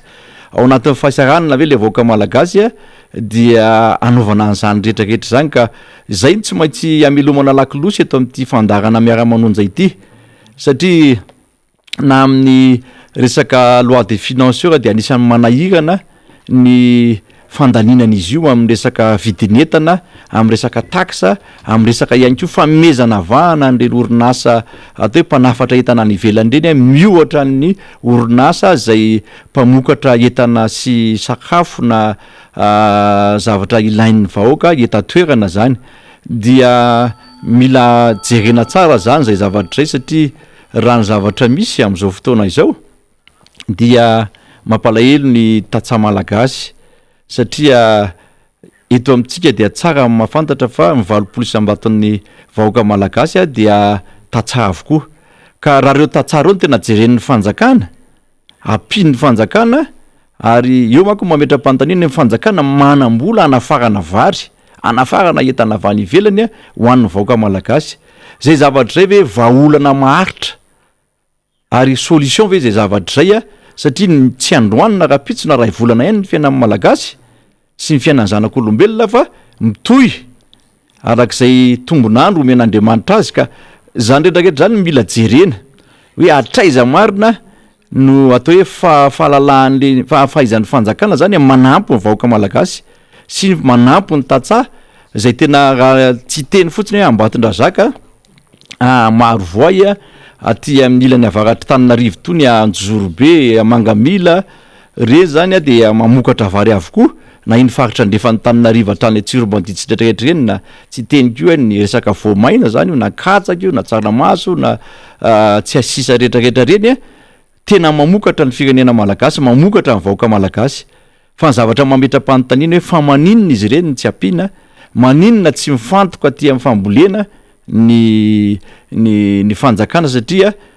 ny fambolena ngeny tena ahafahantsika miala amin'ny anoanana ihany koa ny fambolena ny ahafahantsika miala amin'izay tsy fanananasa sy ny atao hoe fahantrany eto Madagasikara izay zany rehetrarehetra zany mila jerena daholo fa tsy hoe indram-bola indray aloha tsika de andeha hanafatra vary indram-bola indray tsika de andafatra savony sy menaka sy rehetrarehetra ary zavatra ohatr' zany tena anisany tena hoe tsy mijery loatra no avin'ity fireneny ity ve fitondrana zavatra mampalahelo sy mametra-panontaniana ny hoe raha anafatra an'le vary anafatra an'ireny PPN reny ny fanjakana dia tokony mieritreritra ihany koa hoe ahoana no ahafahantsika mamokatra fa tsy andeha hoe indram-bola tsika ahafahantsika manafatra an'ireny entan'ireny zay zavatra iny anisany mampahantra ity fireneny ity ny zavatra rehetrarehetra hoe maninona firenena any ivelany no afaka mamokatra tafala amin'izany fahantrana zany maninona firenena any ivelany afaka tena hoe mame fahafapo nireny orinasa zay ao anatin'ny fireneny reny fa ny zavatra takatra sy hita ato amintsika dia rehefa vahiny no manangana orinasa eto rehefa vahiny no mindram-bola any amin'ny banky de mora mahazo malalaka be tsy sakatsakana fa raha olo-tsotra no mangataka natao mindram-bola any amin'ireny banky reny de tena fanady adina raha hazo izy ateo satria hitany tena ihany ny fitarainany olona hitany tena ny serasera rehetrarehetra eny dia anisan'ny ainony tena an'izay io moa tsy hoe ny tena ny andehana fa de hoe manoro an'le olona ny tena hoe jereva zavatra fatao mba hahafahanareo tavavoaka amin'ny zavatra ohatran'izany zany rehetrarehetra zany no mila jerena eto amintsika eto ny antony mantsy de tena hoe rehefa vahiny de omena vahana zany fa rehefa olona malagasy mitovy amin'ny mpitondra mitovy amin'ny atao hoe malagasy zay mitatana eto amin'ny tany sy ny firenena reny malagasy reny de tsy mba jerena mihitsy hoe mba ahafahan'izy ireny miarina mba ahafahan'izy ireny manokatra ny orinasany mba ahafahan'izy ireny manana asa manokana mba ahafahany mamelona ny vady aman-janany ary raha ny zavatra hita ihany koa dia maro be amin'izao fotoana zao ny tantsaha tsy mijanona tsony any ambanivohitra fa miaraka amin'ny angady izy de miakatra aty andrenivohitra olona reo mandeha mitady asa aty andrenivohitra aty ny tenako de anisany nampiasan'ireny olon'ireny mihitsy tato ato zany satria hoe tena tsy misy hoaniny tsony zareo any ambanivohitra any tsy manana masom-bolo ambolena tsy manana tsy voafehy tsony ny rano zay entin'izy ireny amokarana ihany koa any ambanivohitra any de tena mampalahelo zany mijery an'izy ireny ka tsara ihany satria reny olon'ireny zany ohatra ka tsy jeren'ny fanjakana ihany koa ny tontolo ambanivohitra de hitombo indray zany ny atao hoe mety mpangalatra na mety olo-draty aty andrenivohitra aty satria rehefa tsy misy hoanina izy ireny de mety androba ihany koa izy ireny mety andeha amaky trano ihany koa izy ireny ka io resaka tsy fandripalemana io nefa de efa anisan'ny tena mampitsiaikaika ny vahoaka malagasy tsisy tsony hoe aizany tsisy an'izay hoe tsisy mpangalatra tsisy vakitrano hoe tsy misy atao hoe asan-dalo reny fa raha ny faritra varadrano zay efa nytenenina teto moa de tena après taorinan'le tenenana an'le hoe resaka tsy fandripalemana iny de be ny message azo député tsy le voatononao akady kely io ihany tsy le teneninao vily azy io ihany fa na aty Sabotsina mena faritra Ambonorona aty Talata ny Volonondry aty Ambomanga Rova aty Lasoro aty Ambomanga kely sy rehetrarehetra ohatra hita Lasoro atao amin'le hoe akazo be tao koa de nisy fanafihana amin'ny tapedina mahery vaika mihitsy zay anisan'ny nampalahelo ny zavatra nitranga tao satria tena herisetra mahatsiravina nataon'le olona de zavatra rehetra ohatran'izany zany mila jeren'ny fanjakana aingana hoe ahoana no tokony everan'ny fanjakana marina hoe mba elany vahoaka malagasy ao anatin'izay tsy fandriam-pahaleman'izay elany vahoaka malagasy ao anatin'izay atao hoe asandalo isan-karazan'izay a io ane de trotra be le izy ny resaka tsy fananana asa ihany resaka tsy fanana asa resaka tsy fanana an'ireo olo-pirenena tsirairay asa ihany a no mampirongatra n'ity tsy fandriam-pahalemana ty de zany rehetrarehetra zany mila jeren'ny fanjakana manokana hoe ahoana ny everana ny fanjakana ny vahoaka sy ny olo-pirenena tsirairay any amin'ny tontolo ambanivohitra araka ny lazaina teo hoe tokony ho jerena manokana fambolena aty andrenivohitra tokony sokafana daholy reny orinasa ny olotsotra rehetrarehetra ireny ary hoe zavatra mampalahelo namana faniry a dia rehefa le orinasa malagasy mamorona manokatra ny asany sy manao ny asany a sarotony be fanjakana ao anatin'le izy fa rehefa misy orinasa vahiny voziko foana hoe orinasa vahiny a zay nanao ny fanapozinana ratsakafo nazo ilazana an'le izy a satria sakafo efa lany daty a de le malagasy mpiasa kely ohatray gadraina sy saziana dikan'izay zavatra ray a fa maninona zany a raha mba jerena manokana zany ny orinasa rehetrarehetra zay afaka mampiasa vahoaka afaka mampiasa malagasy a re zany ny tokony mason'ny fanjakana ihany ko satria rehefa tsy jereny le ny orinasa zay afaka mamelona olo-pirenena reny fa akatona indray a dia io ny zavatra mametra-panontaniana atsika dia izay rehetrarehetra zay na manafaniry no anisan'ny hoe manitikity any saina hoe inona marina ny zavatra miseho inona marina ny zavatra misy satria raha iverina ty amin'le fanafarana entana avy any ivelany a fanontaniana mipetraka de ny hoe voafe ve le vidiny entana rehefa manafatra entana ny fanjakana raha ny zavatra hita nefa dia tsy mena ny vidiny entana na manafatra vary na manafatra menaka fa mijanona eo na mbola mety mitombo raha satria mety mitondro indray ny abatseranana mety mitombo ny taxe aloha dia tsy maintsy hiakatra indray le vidiny entana zany rehetrarehetra zany anisan'ny mametra-panontaniana daholo fa io tsy hoe fizahozahoana fotsiny na hoe menimenina vahoaka malagasy de tonga de anafaro zavatra indray aloha de mangina tsy zay fa toko vahaolana maritra zany ny jerena eto amin'ny tany sy firenena satria ny fiainana ny eo a tsy vita androanina vita rapitso de zay ry a mila jerena manokana hoe ahoana zany a ny jerevany fanjakana ny vidiny entana ny vidim-bary raha tsy teny ihany koa ny resaka matériel de construction zany a any amin'ny resaka fanaovana trano na fanaovana resaka vidy tenen'ny amanafaniry rehetrarehetra teo vy ciment kojakoja fanaovana trano a de efa nisan'ny efa tena niakatra be koa mividiny am'izao fotoana zao na manafaniry ary zany rehetrarehetra zany a dia anisan'ny mamperitreritra satria faefa viditsika malagasy tena ambany de ambany nefa nanetana jifaitsika eto fara zay tena hoe ambony ny vidiny entana de aiza ho aiza zany ny fandraisana ndraikitra fanjakana ao anatin'izay rehetrarehetra zay hoe ny fahefana mividy ambany a nefa ny vidiny entana ambony tokony mba lanjalanjaina zany zay zavatra zay de zay rehetrarehetra zay na manafaniry no atao hoe zavatra tsy aritra kely tao anatin'ity fandarana ity ka dia eny ary ny olana mako nge député jere araka le teninao teo de hoe le vidin-javatra ny zaka ny vahoaka malagasy zay le fiakara ny vidin-javatra am'izao fotoana zao ary miteraka fahantrano zany de io vidin-javatra zaka ny vahoaka malagasy io a satria le entana mitobaka le entana nge tsy hoe tsy misy fa le entana misy fa le vidin-javatra ny zaka ny vahoaka malagasy a eo am'le resaka taux d'inflation zany io sy le resaka pouvoir d'achat tsy mitovina tsony zany zay satria kely ny vola ho an'ny malagasy a le vidiny entana miakatra isan'andro isan'andro de ny vahaolana hita amin'ny fanjakana de hoe ndao atobaka ihany le entana de le izy tsy vahaolana maritra le izy fa vahaolana mandalo lefa le fahafahan'ny fanjakana anao le fanatobahana an'le entana manoloana an'le tsy fahafahan'le vahoaka malagasy mividy voafetra ihany sambo roapolo zao no tenen'ny fanjakana am'izao fotoana zao tamin'ny alala ny filoha-pirenena aoriana sambo roapolo hatramin'ny roviana indray fanjakana io moa teneny député fetra raha lamizafy teo maliny amin'ny hoe ahoana ny tsinjara arabolana io vola avy aizany ao menazena na vola avy aizany io kitihana an'io de rehefa aveo no resety azon'io alefa makaiza indray tahakin'le kalitsinjo vatsitsinjo vary mora menaka mora sy sisa sy ny sisa zay mihitsy le mametra-panontaniana zay de raha tonga zany zao le izy le olona mety tsy atakatra raha ohatra oferan'ny fanjakana ny vidin'le vary hoe 500 sy 1000 ny kilo io koa mbola tsy fantatsika ny brisure-ny vary ho avy io député Jerry a zay mihitsy namana 4% io 25 sa 30 sa 35% ny brisure-ny vary io zany hoe kalitao an'le vary zany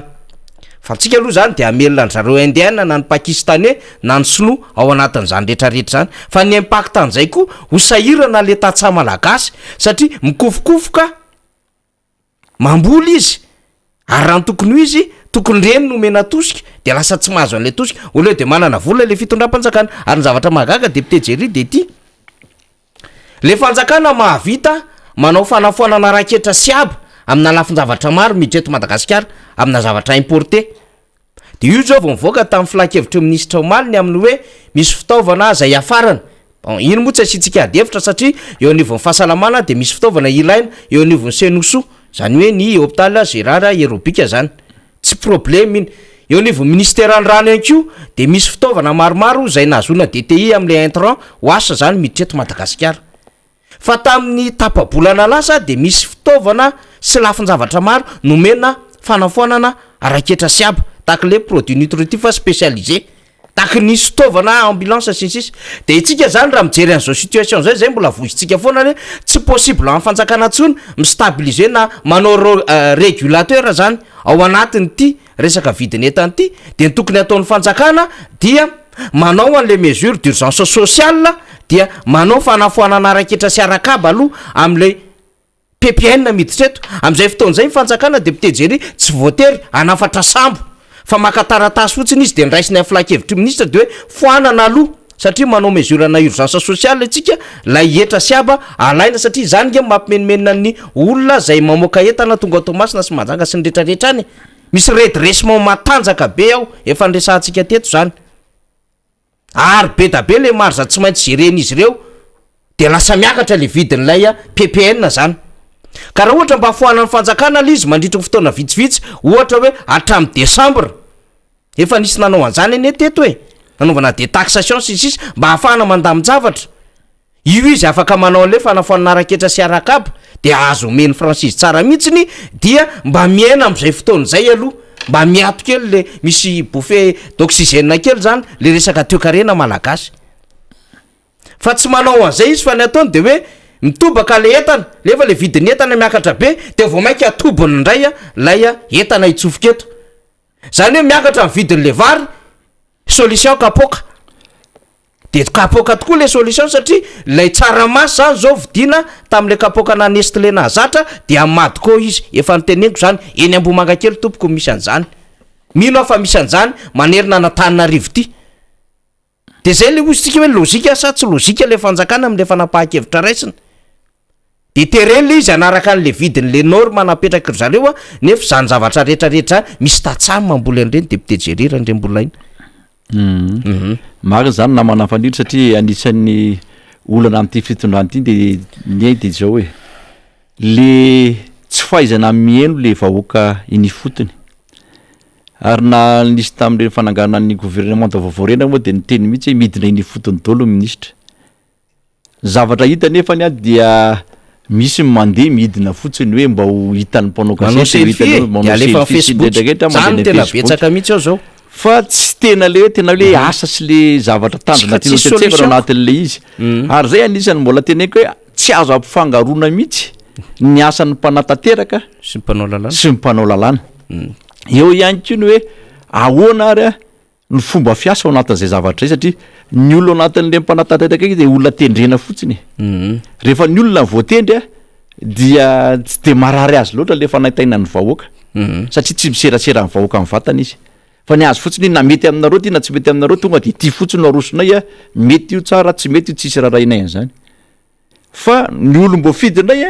tena mahay meno andreny vahoaka ny fotony manao approche vahoaka satria vahoaka nametraka anazy teo isolo tena ny vahoaka ary adidy sy andraikitra be eo anivon'ny firenena sy eo anivon'ireny vahoaka mifidy anao reny le asa ataonao izany hoe na ao anivony eo anteny meram-pirenena io ary de tsy misy meno loatra le solom-bavam-bahoaka fa hoe zao ny lalàna mitsofoka anteny meram-pirenena io la nio ty fa maro anisany manaraka ny fitondrana ato zay zavatra zay zany a mila jerena ary mbola hitodiako manokana am'reo député namana zay zavatra zay satria ho adininy vahoaka any amin'ny any zay zavatra amin'ny fotoana mampety azy taizinareo nitsolo vavanay marina aveo nareo tena nijery le tena mararanay sareo sa hoe inona zavatra ataonareo de zay zavatra zay zany a no tokony ho fantatry ny fanjakana hoe asio asiny any le ambaka tonga am-pahefana fa io raha mpandroso firenena ianao de akafavalona androm-panjakana ray na mpandroso firenena anao de tsy fanaraka amina androm-panjakana anakay tsisy raravaniny eto fa ny zavatra fampandrosona firenena de fahaizan'ireo ambaratonga sy ireo rafitra retraretra zay misy eto amin'ny tany sy firenenao miara-miasa araky ny tokony ho izy koa nefa azona résultat azahoana résultat raha zay no mipetraka to amin'ny fitondrana firenena dia za mino namana fanitry fa tsy hoe alaky budget tsy tiako tare na ohatran'izao fa hoe tia masoa firenena de tokony inony raha namana tanteraka ary za mametraka an'izay foana hoe raha ho anahy manokana raha tena mandeha amin'ny loana ty atao hoe fitatanana firenena ity amin'ny madepute tiako Madagasikara tena manampy ny fanjakana raha tena zay ny zavatra misy satria soan'ny firenena soan'ny vahoaka manampinampy azy amin'ny ampahany ihany mba makaso papeto nareo zay aloha de maro zay fa raha ohatra kosa ka hoe tena hoe mandeha eny am'tsizy a izay nijoroantsika eto ary zay mihitsy le anitsitsika ny fanjakana io eto fa tsy hoe tsy fitiavana anazy na te hoe fanoherana mpitoro fotsiny fa tena hoe diso lalana nareo a satria le madiso lalana nareo mety hamotika le firenena mety hamono an'le vahoaka retraretra zay atao amin'ity firenentsika ity zany retraretra zany a no antony isity Miara Manonja ity ary isin'ny fanoherana ihany koa satria zany retraretra zany a de tsy maintsy ijoroany tena satria mety hamono an'le vahoaka malagasy araky le lazaina teo namana fa toizatsika mihitsy zay ady evy zay jery Randrimolaina solombamboaka Madagasikara voafidy tetsy avaratrany am'le hoe vao tamin'ny fakomalo ny filoham-pirenena nahazo an'ilay trophée an'le hoe tompon-daka ny fahaizana mandrindra ny fiainam-pianakaviana zany de rehefa nenona ny kabary ny filoham-pirenena tao anatiny tao de hoe mila hovaina am'izay tsy ity tsodrano malagasy ty hoe miteraha fito lahy fito vavy ary mame toromarika ny tena kosa izy any amin'ireo commune rehetra ny amin'ny hoe esoreo anatin'le bokim-pianakaviana le hoe miteraha fito lahy fito vavy zany hoe famerana le isanjazy io zany zay zany ny solution hitan'le fanjakana le fanjakana zany député Jery Randrimolaina tsy manana solution am'le efa eo fa ndao ferana ohatran'le hoe le vidin'entana zany a tsy manana vahaolana am'izay izy le entana nefa mitobaka fa le vahoaka tsy mahavidy zay le olana zany tako le maro be nge fiara varotany mandeha bypass ianao mandeha anosy ianao mandeha anosy sery apefilo eo akaiky carton eo andavamamba feno an'izany ary andrano be vava feno an'izany zay alana rehetrarehetra feno fiara fa zao tsy mahavidy fiara le vahoaka fa ho amin'ny olombitsy zay manamanam-bola sy afaka manodina sy analakely reno mahavidy fiara zany de le entana mitobaka fa le vahoaka tsy mahavidy de solution hita fanjakana atobay indray le entana de le izy amin'iny tsy hoe maharitra ovidina amin'inona zay indrindra le izy tsy hoe maharitra fa mbola tsy fantatry hoe hatramin'rovina de ohatrinona vida satria efa nanandrana nanao izy tamin'le varomora kalomora le atakaly jeton sy ny sisa reny fa tsy niabotirany le izy nahazo ihany nahazo ary zay namanaman'le mpizara azy nahazo fa ho an'le vahoaka zay tokony isitraka azy tsy nahazo araka zay tokony izy de betsaka ny commune sy distrika fa ny teny sy ny tabataba hoe zay tompoko tsy nahazo de zao ndray zany a mbola anisan'ny solution hita fanjakana inge ty hoe fiera aloha le zaza efa manatsiditsidika an'izay izy a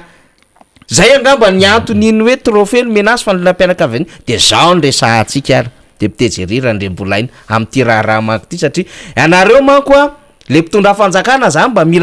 mila mikariko mba mila mandiniky nareo hoe lozika ve zany tenentsika zany sa manabarabara olona zany de ndanakaroy ny boky nosoratany Alain Persite tamin'ny 1976 zao ny soratany izy io de mpanao gazety sady mpanotra député Jery Randrimolaina zao ny sorata am'izany fotoanandro zany quand la Chine s'éveillera le monde tremblera averiko tsara boky ny soratany Alain Persite io tamin'ny 1976 mpanao gazety ny mpanoratry io rangahy io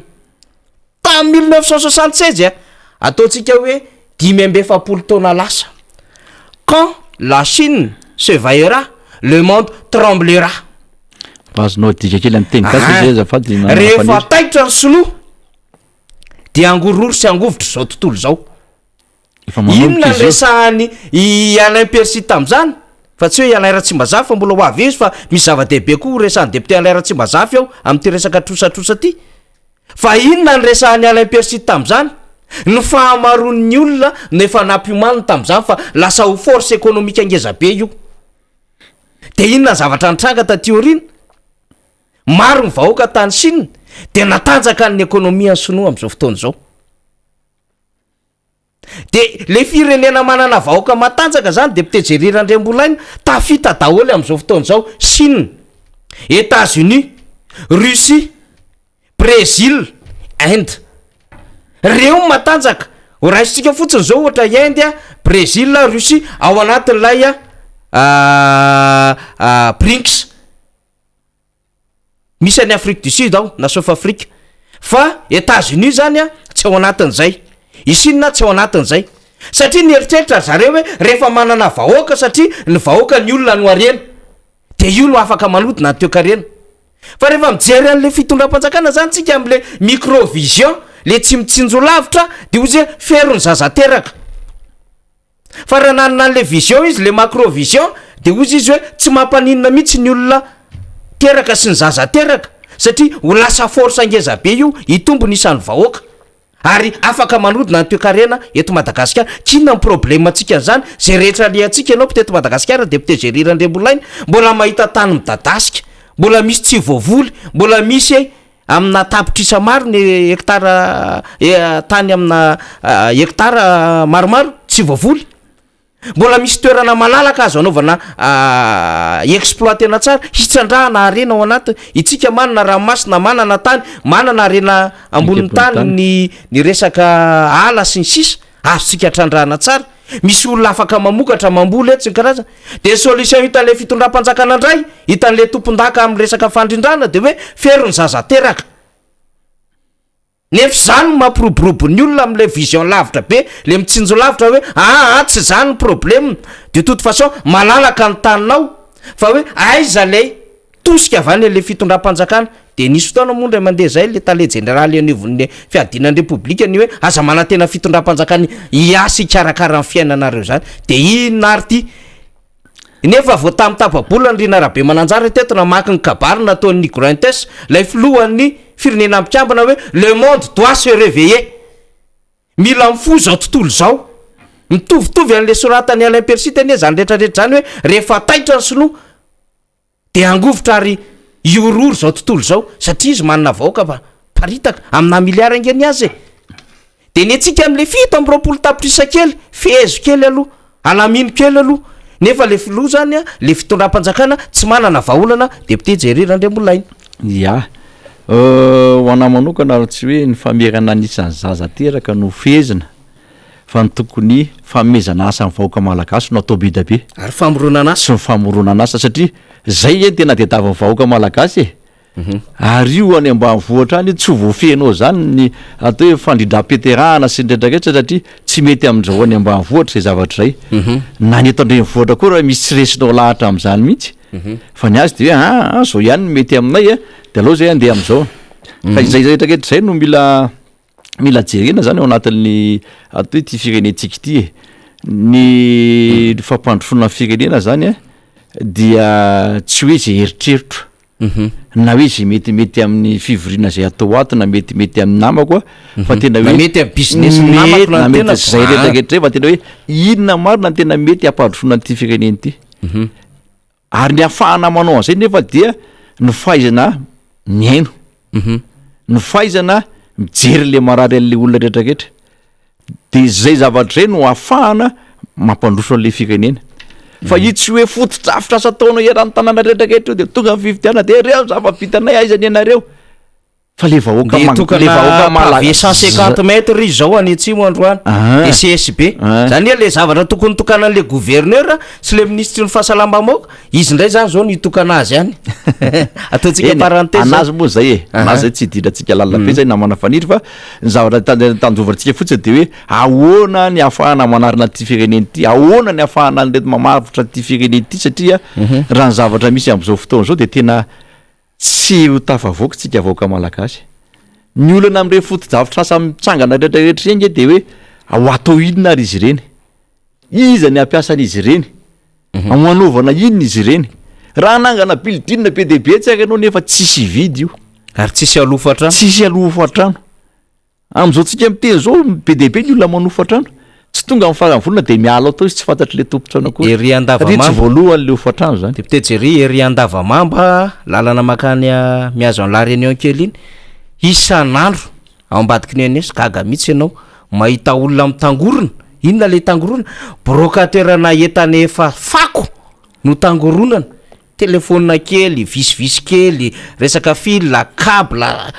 radio efa maty, efa avy nitsipona, vidina tany efa fako rehetra. Zany no tangoronana io tena miala tsiny resaka zany. Tena hoe tsy fahantrana daholo zany rehetra zany namana faniry. Zany tokony ataon'ny fanjakana nge am'izao fotoana zao de tena hoe ahoana zany any fomba anavotana an'le vahoaka malagasy atao io tena ao anatin'ny tena fangiry firina am tsy fanjari-tsakafo, tsy fandripalemana, tsy fanananasa ao daholo zany rehetrarehetra zany. Io zany mila jerena manokana afaka mahay mijery an'izay mifanjakana de ho tafavoaka tsika. Fa raha ny zavatra misy am'izao fotoana zao, io moa zany misy an'le hoe vola azotsika sy ny karazany reny mbola mametra-panontaniana ihany reny namana faniry hoe iandeny am'lonony ve fampiasana an'izy ireny ko. Any amin'ny lahara-pahamehana ve no lolarana amin'ireny ko sa hoe mbola any amin'ny resaka foto-drafitrasa ihany mbola any amin'ny zavatra misy mbola horesahana moa zay amin'ny fotoana manaraka fa za moa namana faniry tapotra ny fotoana zay resaky fitenena netoka dia misaotra betsaka tamin'ny fandraisana indrindraindrindra misaotra ny vahoaka malagasy zay nieny de miraro soa samy ho tain'Andriamanitra tompoko. Makasitraka ny député Géry Randriambolaintsika voafily teny amin'ny district Navaradrano tamin'izay faneho-kevitra nentiny mafonja teo zay ary jerena ihany koa zava-misy. Ka io moa zany araka ny teny teo fatrana le fahantrana na pauvreté io na paupérisation io na appauvrissement, fahantrana sy fampahantrana daholo ny dikan'izany. De le vahaolana mba hita an'le mpitondra antsika ho azy resahana antsika zay zavatra hafa ivelan'ny lojika mihitsiny. Vahaolan'ny embouteillage tokony hanao lalana, tokony andamina ny resaka fifamoivoizana eto, téléphérique ny azy no hitany. Zay zany hitany. Vahaolana momba ny vidin'entana zay miakatra tsy zaka amin'ny vahoaka nefa mitobaka amin'ny PPN de fanatobahana amin'ny PPN ny azy no hitany. Zay le zavatra eto Madagasikara tena mahavariana, mahatalanjona, tena tsy haitsika mihitsy le izy indraindray hoe ahoana ary le fitondram-panjakana. De fieziny aty anatin'ilay le vahoaka marina hoe misy miteraka maro anaka le vahoaka malagasy, misy zany. Fa efa misy mendraikitra zany ane ny resaka planning familial na PSI iza misy branche maro be mihitsy eto manao an'izany resaka fandrindrana amin'ny fiainam-pianakaviana zany. Ary ministera mandamina zany. Dikan'izay ny fitondram-panjakana raha mbola mahatsiaro izy malalaka ny tantsika de inona nafahantsika mamelona ny vahoakantsika. Fa tsy fantatra aloha zay mbo calcul any ambadika any me atreo am'izay ve ny any malagasy fa manomboka eto efa tokony safiotra am'izay na ny vahiny am'izay le tompony tany ka atreo amin'io ny isanareo tsy tokony hitombotsony nareo malagasy sao de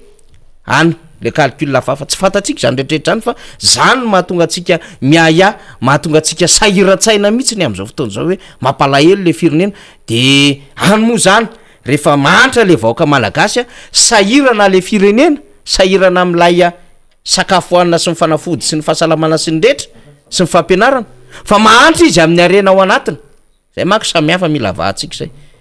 De iny resaka vola indraminy antseroa iny no abotsina de resahana de atramina volatsika nge io azo tamin'ny FMI le 332 millions de dollars io volatsika amin'ny alalan'le quote-part io de navoaka an'le conseil des ministres mihitsy le izy hoe 95% le quote-part satria ny vola omena ao anatin'le allocation spéciale non remboursable zay mitovy amin'ny firenena rehetra nazo azy de proportionnel na fanahatsana am'le quote-part atsika zany hoe volatsika verina amitsika ihany. De izay no verenantsika am'le adevitra miaraba ny député Alain Tsimazafy takaikintsika eto am'izao fotoana zao satria iresaka am'ty resaka vola asy resaka inona moa zany fanampiana na famatsiana arabola trosatsy député Alain tsika fa ary hitondra proof tsika androany mba ho fantatry mivaoaka malagasy hoe ino ny ty raharaha ty député anay. Ya miaraba anao namana faniry ary miaraba ihany koa ny teknisianina zay ao ambadika ao a. Miaraba ny vahoaka malagasy zay manaraka ny fandarana Miara Manonja na ny toerana na ny ivelany ary kompatanana manokana ho an'ny vahoaka zay ato anatin'ny district Antananarivo Atsimondrano. Miaraba tompoko. Député Alain lasa aloha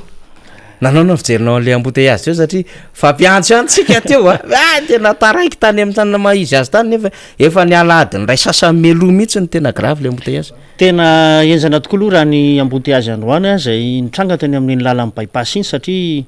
ilao tonga hatrany amin'ny Castro Pizza any akaiky ny avoloany ho any ny fitoanana. Embouteillage ty akadimbahoaka io? Embouteillage ty akadimbahoaka io ary tena fampiantso moa tsika aitsika mifanao aloha sy arina atao ihany fa de samy nitsika atao fa de isorana ny namana Riana Rabe Mananjara nanokatra ny fandarana satria de fa fotoana ametsika ny vahoaka ty anarahana ny fandarana fa io hoe mba misy fandraisana andraikitra tokony ho raisin'ireo tompon'andraikitra ny fifamoivozana rehefa ohatran'io araky ny resahana teo de hoe maro ny tsy mahalala n'izany fahatapahan-dalana ty amin'ny faritra nosy aty zany dia mitohana de mitohana ny fiara ary tokony nisy ny fampahafantarana mialoha mba ahafahany tsiraray mijery zay fomba ahafahany mamonjy ny toeram-piasana sy ny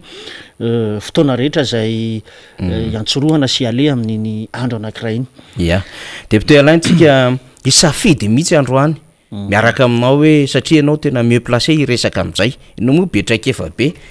be ny tanàna ianao nandritry ny mandatelo sa efatra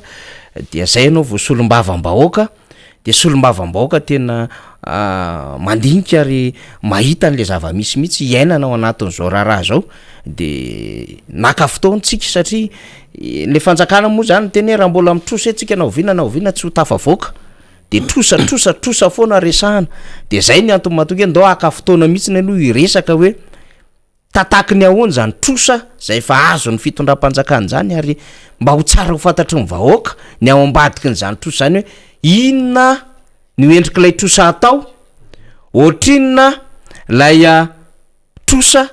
amina programa samihafa sy lay hoe firy-taona no amerenana azy sy lay endriky le zanabola ao anatiny de raha afaka mitondra ohatra sika député Alaina Tsimbazava de ndao mba ho resahana lisa satria zany zao hoe trosa téléphérique zao azotsika tamin'ny frantsay io moa mbola andalo aminareo iny amin'ny assemblée nationale lay 199 millions d'euros de 151 amin'iny zany dia avy amin'ny anaovana le téléphérique dia ny 47 millions d'euros hanaovana an'lay mandraka 3 zany akoatra n'lay trosa zany zay nataotsika mahakasika indrindra zany ny amin'ny 490 millions de dollars azotsika tamin'ny ida iny efa nandalo atao aminareo atao amin'ny assemblée nationale iny efa nandalo ratification iny de misy koa zany lay avy hoe amin'ny alalan'le fonds élargi de crédit zay rahatsika amin'ny FMI iny dia 320 millions de dollars iny efa mandeha par tranche iny ary nanomboka ny 2021 ka hatramin'ny 2024 raha raisina zany zay 320 millions de dollars zay mety eo amin'ny 100 millions de dollars fa lizy moa tsy ohatran'izay le 35 millions fa misy eo amin'ny 44 millions de dollars eo de misy raisitsika indray ny tranche amin'ity taona ity de amin'ny taona ho avy zay ny tsinjarana lizy reny de misy anaovana balance de paiement arakaraka raha ohatra lizy FMI de anaovana balance de paiement lizy de hijerevana ihany ko ro zavatra maika ny MPN FMI de napetra mihitsy hoe anao an'le post covid sika la misy an'le 650 millions de dollars zay nomena ny 650 milliards de dollars azafady indrindra tompo nomena an'le firenena rehetra mpikambana ao anatin'ny FMI fa ny banque mondiale indray de misy institution financière maromaro de misy financement na projet avy amin'ny alalan'ireny fa tsy ny banque mondiale fa mbola misy moa ny AFD misy ny BAD misy ny BADA misy ny FOCOSN maro be izy any de hitondra ohatra kely tsika zany androany député Alain Tsimbazafy zay tena ho tsara ho fantatry ny vahoaka mba tsy andrebirebe anazy anatin'ity resaka trosa ity. Eny namana faniry ary misaotra anao nitondra an'izay taritra isak'izay araiky nefa nambara tokoa tamin'ny ny karana farany teto amin'ity fandarana ity de hoe misy ny hitondrana fanazavana sy fampahafantarana ihany koa atsika vahoaka malagasy mahakasika an'ity fitrosana vola eto seroty na de nanambara ny ny Flora Joel fa tsy indram-bola fa dia itsika firenena malagasy mihitsy ara no andeha ampindrana ny firenena hafa toy ny Comore zany kanefa itsika zao ny tratra orina am'izao fotoan'izao. Maro de maro ny findramam-bola nataon'ity fitondrana ity tao anatin'izay telo taona ny tantanan'izay. Raha jerena ny akapobeny zany findramam-bola nataontsika zany a de manodidina ny amin'ny 3 milliards de dollars anoany a ny totalany zany hoe vola efaitsika vahoaka malagasy zany ao anatin'ny taona maro. Isy satonany am'ireo findramam-bola ireo moa zany a entitsika mba hopirofo ilazana amitsika vahoaka malagasy fa tsy zao fitondrana misy am'izao fotoan'izao ihany no izaka sy andoa na hanefa anjany trosa izany fa de tena ny taranaka faramadimitsika vahoaka malagasy mihitsy no mizaka an'izany fandoavana ny trosa izany. Raha isika manokana ohatra ny mahakasika zany am'ilay tetikasa zay noresahana teo a ny hoe téléphérique zay nindramatsika vola tany amin'ny trésor public frantsay zany a de efa nambarany ny namana faniry teo hoe manodidina ny 150 millions d'euros a ny tetibola anaovana an'izany téléphérique zany. Andalo tsy hoe lenanivon'ny antenne miaram-pirenena moa ny ratification an'izany findramam-bola zany ary am'izay ngamba no anapitsika fanampanazavana mahakasika ny hoe afrina ny andoavantsika azy manahoana ny zana-bola fa inona fa mbola amapolo taona ny maro ihany ko no anefatsika an'izany vola zany zay marihana fa raha io 150 millions d'euros io no avaditsika amin'ny volantsika malagasy amin'ny ariary zany de manodididina ny amin'ny 679 milliards d'ariary any hoany ny vola ny indra amin'ny fitondram-panjakana malagasy any amin'ny trésor public frantsay anatanterahana anty resaka transport par câble ity na le hoe téléphérique zany. Maro ihany koa ny findramam-bola araky nefa noresahana teo zay nataony zao fitondrana izao. Anisany entiko amitsika zao ny hoe misy tetikasa ato zay tadavana famatsim-bola zany ka nandalo teny anivon'ny anteny miaram-pirenena tamin'ireo fivoriana ara-potoana ny sasany ary misy ihany koa ny tsy ara-potoana zay ahitantsika ohatra ty zao misy satonany anankiray aminy hoe ratification de l'accord de prêt relatif au financement du projet de développement de la zone de transformation agricole dans la région sud-ouest de Madagascar. Izany findramam-bola zany de natokana anaovana fanodinana an'ireo vokatra ara-tsakafo any amin'ny faritra atsimo andrefana iny ka ny République malagasy sy ny banque africain de développement zany no mifandray teo ndreo anatin'izay nanao fifanarahana am'izay famatsim-bola izay manana teti-bity zany manodidina ny 28 millions de dollars izy io zay azo atao ihany koa ny kajikajy tsotsotra fa manodidina ny amin'ny 109 milliards 659 millions d'ariary izany teti-bidiny zany tetikasa zay ananganana orinasa zany na usine anankiray anodonana reo sakafo any amin'ny faritra atsimo andrefana ireo. Marihana fa ny feptaona zay andoavan'ny firenena malagasy an'izany troso zany de mandeha mandritra ny 40 taona zany. Jereo am'izay fa ao anatin'ny 40 taona zao firenentsika zao no hanefa an'izany trosa izany zay tena atao hoe mavesatra de mavesatra no mibaby an'izany troso zany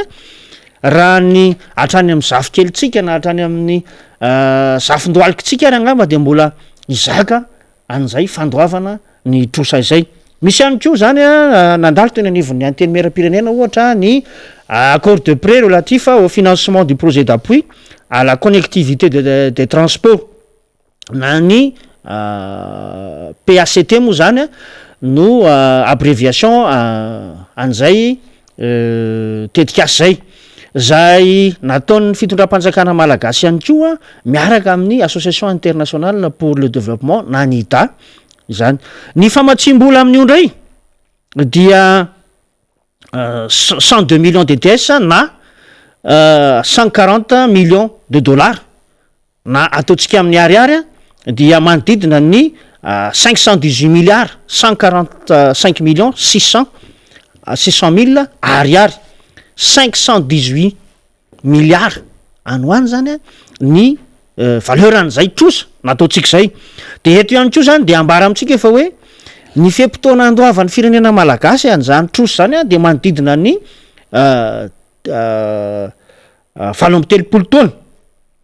zay mbola manaraka ato moa zany ny zanabola sy ny sisa de mbola hitomboa izany valeuran' zany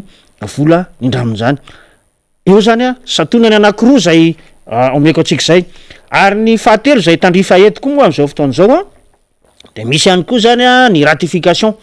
na accord de prêt relatif au financement du projet de construction du pont sur le fleuve Mangoky a zany hoe anatanterahany io zany a ny tetezana zay lalovan'ny renirano Mangoky zany io a izay ataon'ny firenena malagasy ihany koa mifanaraka amin'ny banque arabe pour le développement économique en Afrique na ny hoe ny BADEA zany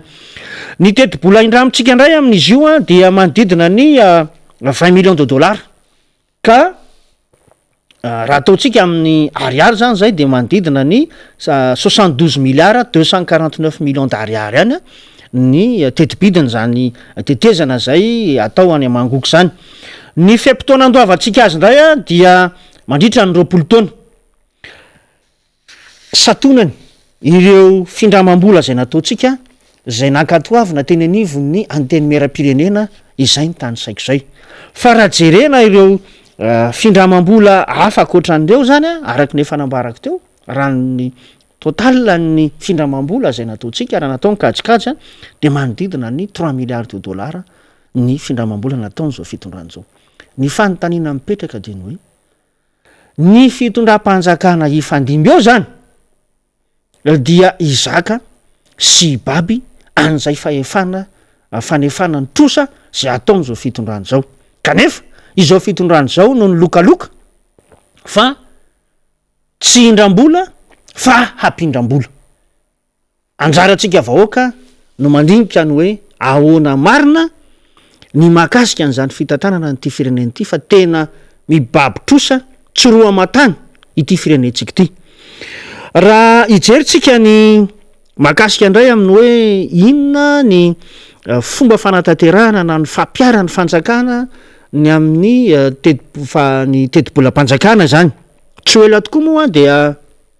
ivory ara-potoana ny solombavam-bahoaka manomboka amin'ny volana oktobra anyhoany a izay andiniany any teti-bolam-panjakana taona 2024 na ny loi de finance initiale zany ny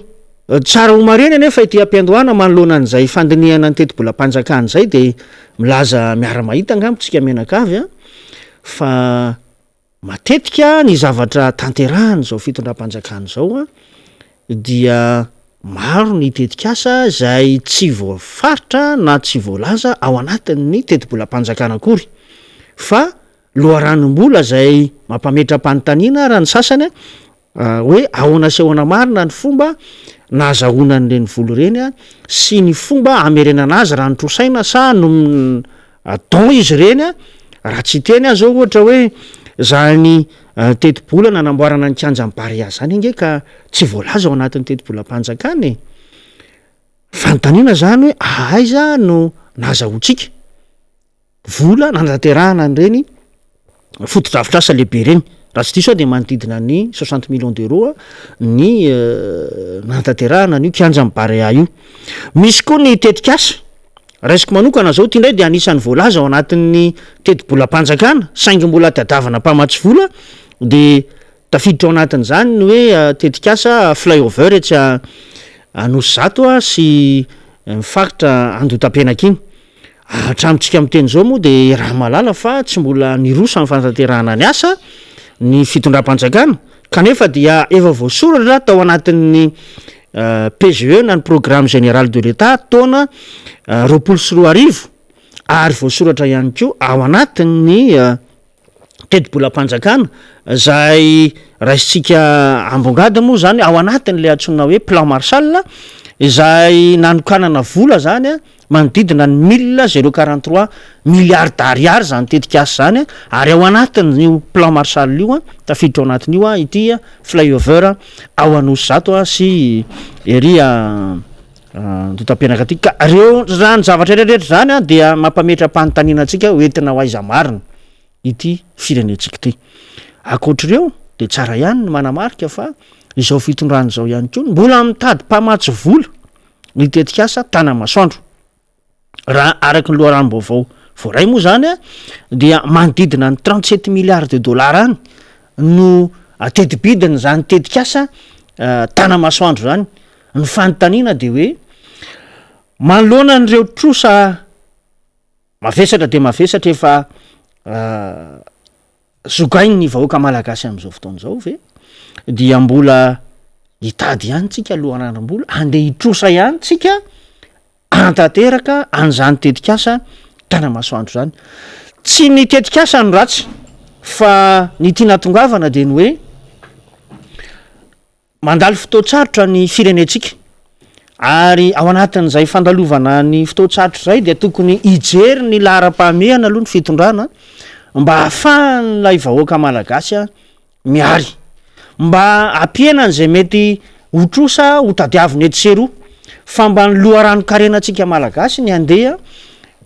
hokaroana ny fomba ampidonana sy ampandrosoana ny firenentsika mba hahafahantsika zany mifeha ny amin'ny lafiny ara-teokarena eto toerana satria raha ny zava-misy am'izao fotoana zao de angamba de manodidina ny 9 isanjato ny vola zay ampiasainy eto Madagasikara dia trosa avokoa ary iza moa ny andohan'ireny trosa ireny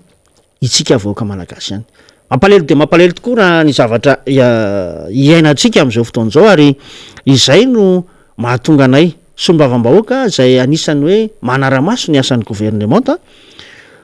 misitona lakilosy am'izao fotoana zao manoloana n'ireo trosa maro zay ipabeny ty firenentsika ty ary manaitra ny tompona andraikitra mba hijery ny ireo loharano-karena misy eto toerana mba hahafahana mama ny olana ara-teokarena eto Madagasikara tsy ny olana ankehitriny ihany fa mba hanana fitsinjovana lavitra tsika ny hoe mba ho foana izany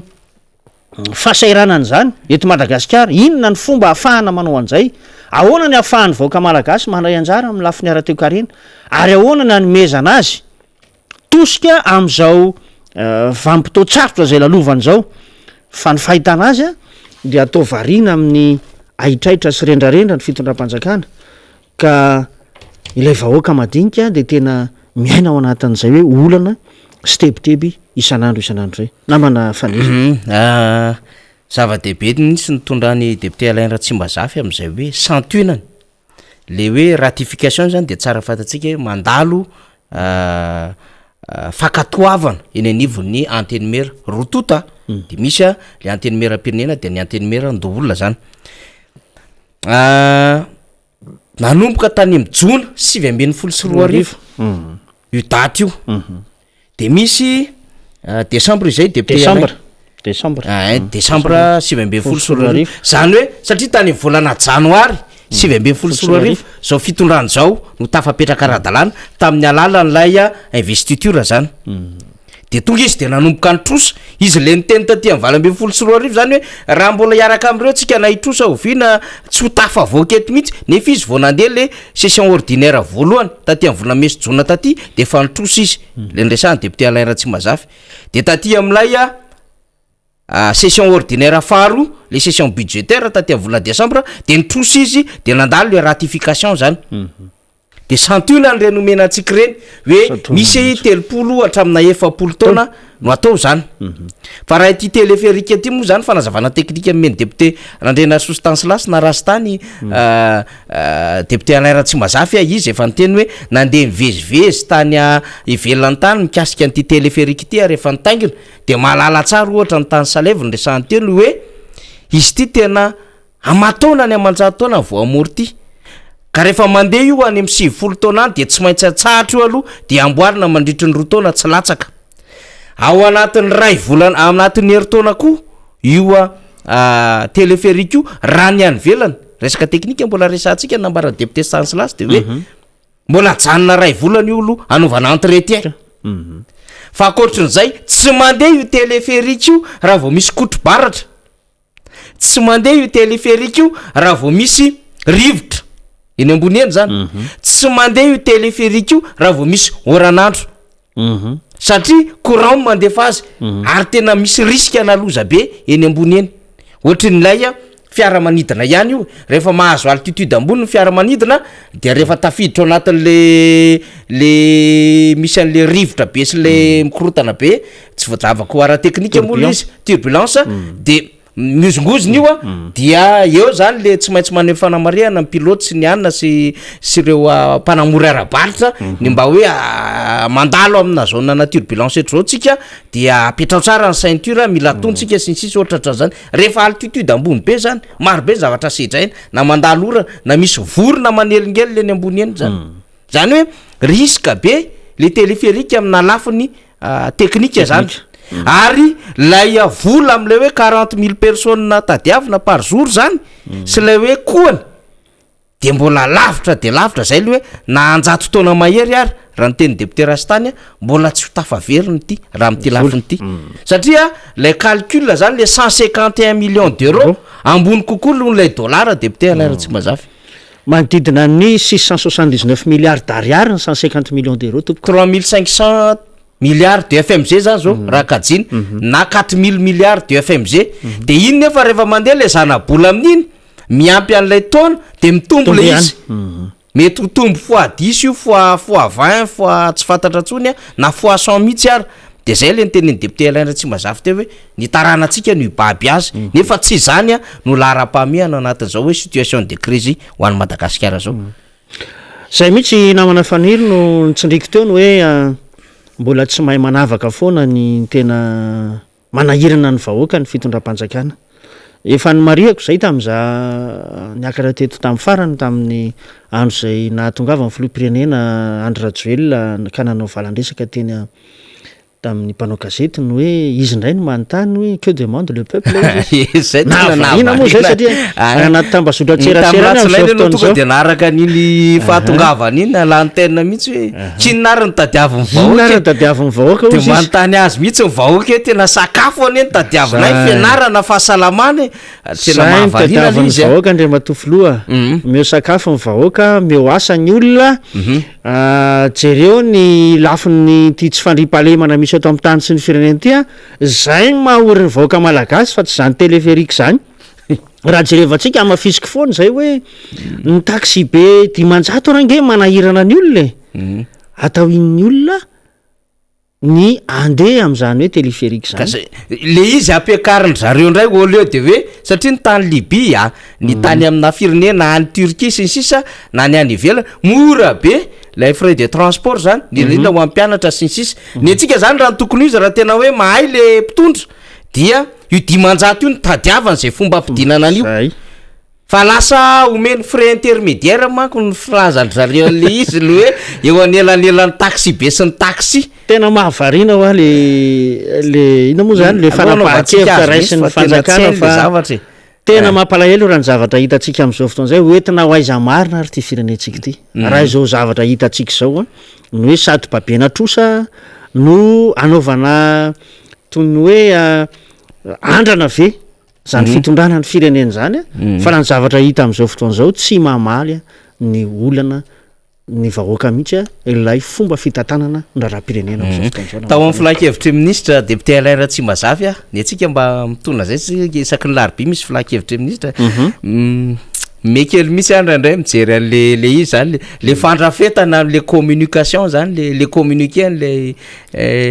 zany hoe le tatitry ny filakevitry ministre moa zany zay ny tena mahafitana azy de ao anatin'le rubrique miresaka am'lay miresaka mbola iverina ihany na manarina rehefa aveo fa za mbola miala miresaka am'lay vola azotsika satria mandalo any conseil des ministres moa le 332 millions de dollars io député Alaira tsy mazafy de nydinianao maly le izy de zao ny fomba firesahany ala izy ery ambony izy miresaka hoe nahazo vola tsy averina tany amin'ny FMI tsika mitetina 332 millions de dollars na 2 sy 300 tapitrisa dollars dollar ozy izy zay ny unité ampiasainy eo de eto ambany am'izay izy miresaka de nysoratako le sombony zany zao nysoratany eo anatin'le izy azo lazaina fa tena goavana tokoa io vola fanomezana azony Madagasikara io raha ampitaina amin'ny azon'ireo firenena vitsivitsy ato amin'ny ranomasimbe indiana sy Afrika de izy ny tany sainy ao tanisa firenena vitsivitsy izy hitako ihany koa ito anaty levra dimy enina ny resahany ato ao anatin'le communiqué ny filakevitry ministre zany Seychelles ozy izy nazo raiky amin'ny 20 tapitrisa DTS ataony DTS ala izy nefa izy ery ambony ny teny hoe 20 tapitrisa dolara ny azo Madagasikara de raha tokony izy zany ataony dolara daholo reto Seychelles ozy izy raiky amin'ny 20 tapitrisa DTS Komoro 70 tapitrisa DTS Maurice 930 tapitrisa DTS Togo 470 tapitrisa DTS Mali 770 tapitrisa DTS Niger 920 tapitrisa DTS le DTS zany de droit de tirage spécial izy na spécial zany io zany la fahafana manatota vola na fahafana mamadika vola ho an'ny devise ka devise anaky 5 ihany reo dollara euro livre sterline yen de yamna zany zay no azo amadiany an'io DTS io zany fomba fikajim-bola ny FMI io zany mba tsika roantsika zavatra ralina be teknika zany fa le vanjakana ataony dollara le atsika de rehefa le mampitamy zay izy de ataony DTS fa lizy nge rehefa calculera DTS tsy mifanalavitra an'le atsika satria ny atsika nge eo amin'ny 220 safiry DTS eo 20 millions de DTS fa rehefa avadika lizy de lasa 332 millions de dollars satria 1 dollara dia 0,706 DTS eo angambany raha tsy diso député Alain raha tsy mazava de même hitan'le communication le fanjakana zany hoe le firenena ato anatin'le ranomasimbe indiana io mba colonie kelitsika indraindray de io mba raisiny i Seychelles nge ny angezany Seychelles tsisy ohatrany district angeza eto amintsika Maurice vezivezeko matetika de ohatrany Atsirabe S Atsirabe 2 ny angeza Maurice rehefa midina amin'ny serana mpiara-manidy Maurice anao de lalana mahitsy be iny de resaka fary de any am'izay no mivily 4 borne Plaisance Culpipe Grand B sy ny sisa ohatrohatran'izay le fandehan'le lalana zany ka hoana ny lalantsika ohatran'izany Komoro tsika nge Grand Île ny fanamariana namana fanirina na tsikaritra koa ianao tamin'ny fahatongavan'ny Flora Joel teny vato de hoe nohony fahaiza manao ny fitondram-panjakana de nahazo fanampiana 332 millions de dollars tsika vareny ianao manoloana an'izany le volantsika amin'ny côte para ihany nanajanatsika ary firenena rehetra mamorany FMI nahazo an'io ao anatin'le 650 milliards de sombony 33 milliards de dollars no azony Afrika tamin'io ary mbola nisy ministra anankiray ara niakatra tamin'ny téléravafy tamin'ity herinandro ty de nametraka mihitsy hoe nohony ny fahaiza amina nanao négociation fa nitsiny le mpanao gazety mihitsy izy tamin'izay fotoan'izay hoe miala tsiny andriamato ministra fa ny firenena rehetra zay nylalovany ty crise économique ty dia misitraka fanampiana avokoa ka anisan'izany Madagasikara tsy nisy négociation na tsisy fandresen-dahatra natao tao anatin'izany fa efa mandeha nikady eo amin'ivony ny firenena mikambana mba hahafahana mitsinjara ho an'ireo firenena zay tokony sitraka an'izany fa nahavarina moa zany fa de hoe mbola disoina foana ny communication eto amintsika ary mbola atao foana le diversion par rapport amin'ny zavatra tena misy marina eto amin'ny tany sy ny firenena ny Seychelles na Komoro na Maurice na reto firenena sasany reto nge député Alain Ratsimazava de hoe tsy voatery hanome be izy ao anatin'le FMI ao anatin'le côte para zany le fandraisana anjara zany satria tsy metehitra firy am'ireo izy maron'zany fa itsika mbola metehitra am'le bailleur traditionnel niakatra kely ny atsika taty amin'ny 2017 taty mbola tsy voadikako kely ato le izy dia mandrotsaka be tsika satria mba te azo an'le fake azo zavatra maro be zany am'le mba ho stable zany le économie atsika zany macroéconomique atsika zany sy le resaka balance commerciale sy ny balance de paiement sy maro be de tsika mandrotsaka bebe fa zareo satria ny Maurice efa matanjaka be ny anazy ny resaka tourisme Seychelles ohatran'izany, Comore efa lasa lavitra ny teo karena, tsika hoa mampalahelo be, tsika tsy rampindrana ndray fa tsika tokony angataka any amin'ny Comore. De inona ny vakiny loha FMI sy Banque mondiale ohatra. Satria efa azo niantoka ny teo karena, efa ambony be na amin'ny PIB. De ohatran'izany na Mali na Togo, ny Togo any rehefa calculena izy 208 millions de dollars e. Ny tsika 332 zany tsy mifanalavitra izy, ohatran'izay koa Niger, ohatran'izay Mali, eo amin'ny 300 et quelque. Fa zao zany tsika lasa milahatra amin'ny Venezuela. Venezuela navoaka ny fampahalalam-baovao iraisam-pirenena 3/4 ny mahantra ao Venezuela, ary miakatra tsy fakahitana ny vidin'entana amin'ny Venezuela satria potiky ny ady hatrany nandritra ny 7 taona. Venezuela moa zany le firenena mpamokatra petrôla matanjaka indrindra, lay nisy an'ny Hugo Chavez, le filoham-pirenena teo aloha, lay niady tamin'ny Rosiana. Maty Hugo Chavez dia Nicolas Maduro ny lasa filoha ao. Ady be tsy fakahitana amin'izao fotoana izao le hoe misy Juan Guaido, de le Juan Guaido nanonga-panjakana, le filohan'ny anteny meram-pirenena, le jeune kely 35 taona, de avy le fitondram-panjakana vao nahazo toerana tamin'ny 2019, de félicité le Juan Guaido le nanonga-panjakana le tamin'ny 2019 tany Venezuela. De amin'izao fotoana izao tserany aina ny vidin-javatra, ny vidim-piainana 3/4 no mantra vadiran'ovana, tsy mananasa, tsy mianatra any Venezuela. Milahatra an'izany eny ny ekonomia antsika de pte alaira tsy mazafy, fa maninona ny apetratsika amin'izay le fitondram-panjakana tsy natao hoe ohatr'izao zany le endriky le communication hoe kely de kely ny azontsika raha mihoatra ny Afrika Atsimo 4.3 milliards de dollars, satria 4,300 millions de dollars, 300 millions de dollars ny azony Afrique du Sud. Nigeria 3,5 millions de dollars. Égypte 2,9 millions de dollars. Algérie 2,660 millions de dollars. Libye le mbola misy ady atrano be sahirana io amin'izao fotoana izao potika, mbola manana 2 milliards de dollars ao anatin'ilay azo farany teo. RDC le anao baolina mibariany tenenindrina rabe mananjara teo amin'ny herinandro nahazo 1,5 millions de dollars. Angola 1 milliard de dollars, Maroc 1,3 millions de dollars. Côte d'Ivoire 900 millions de dollars.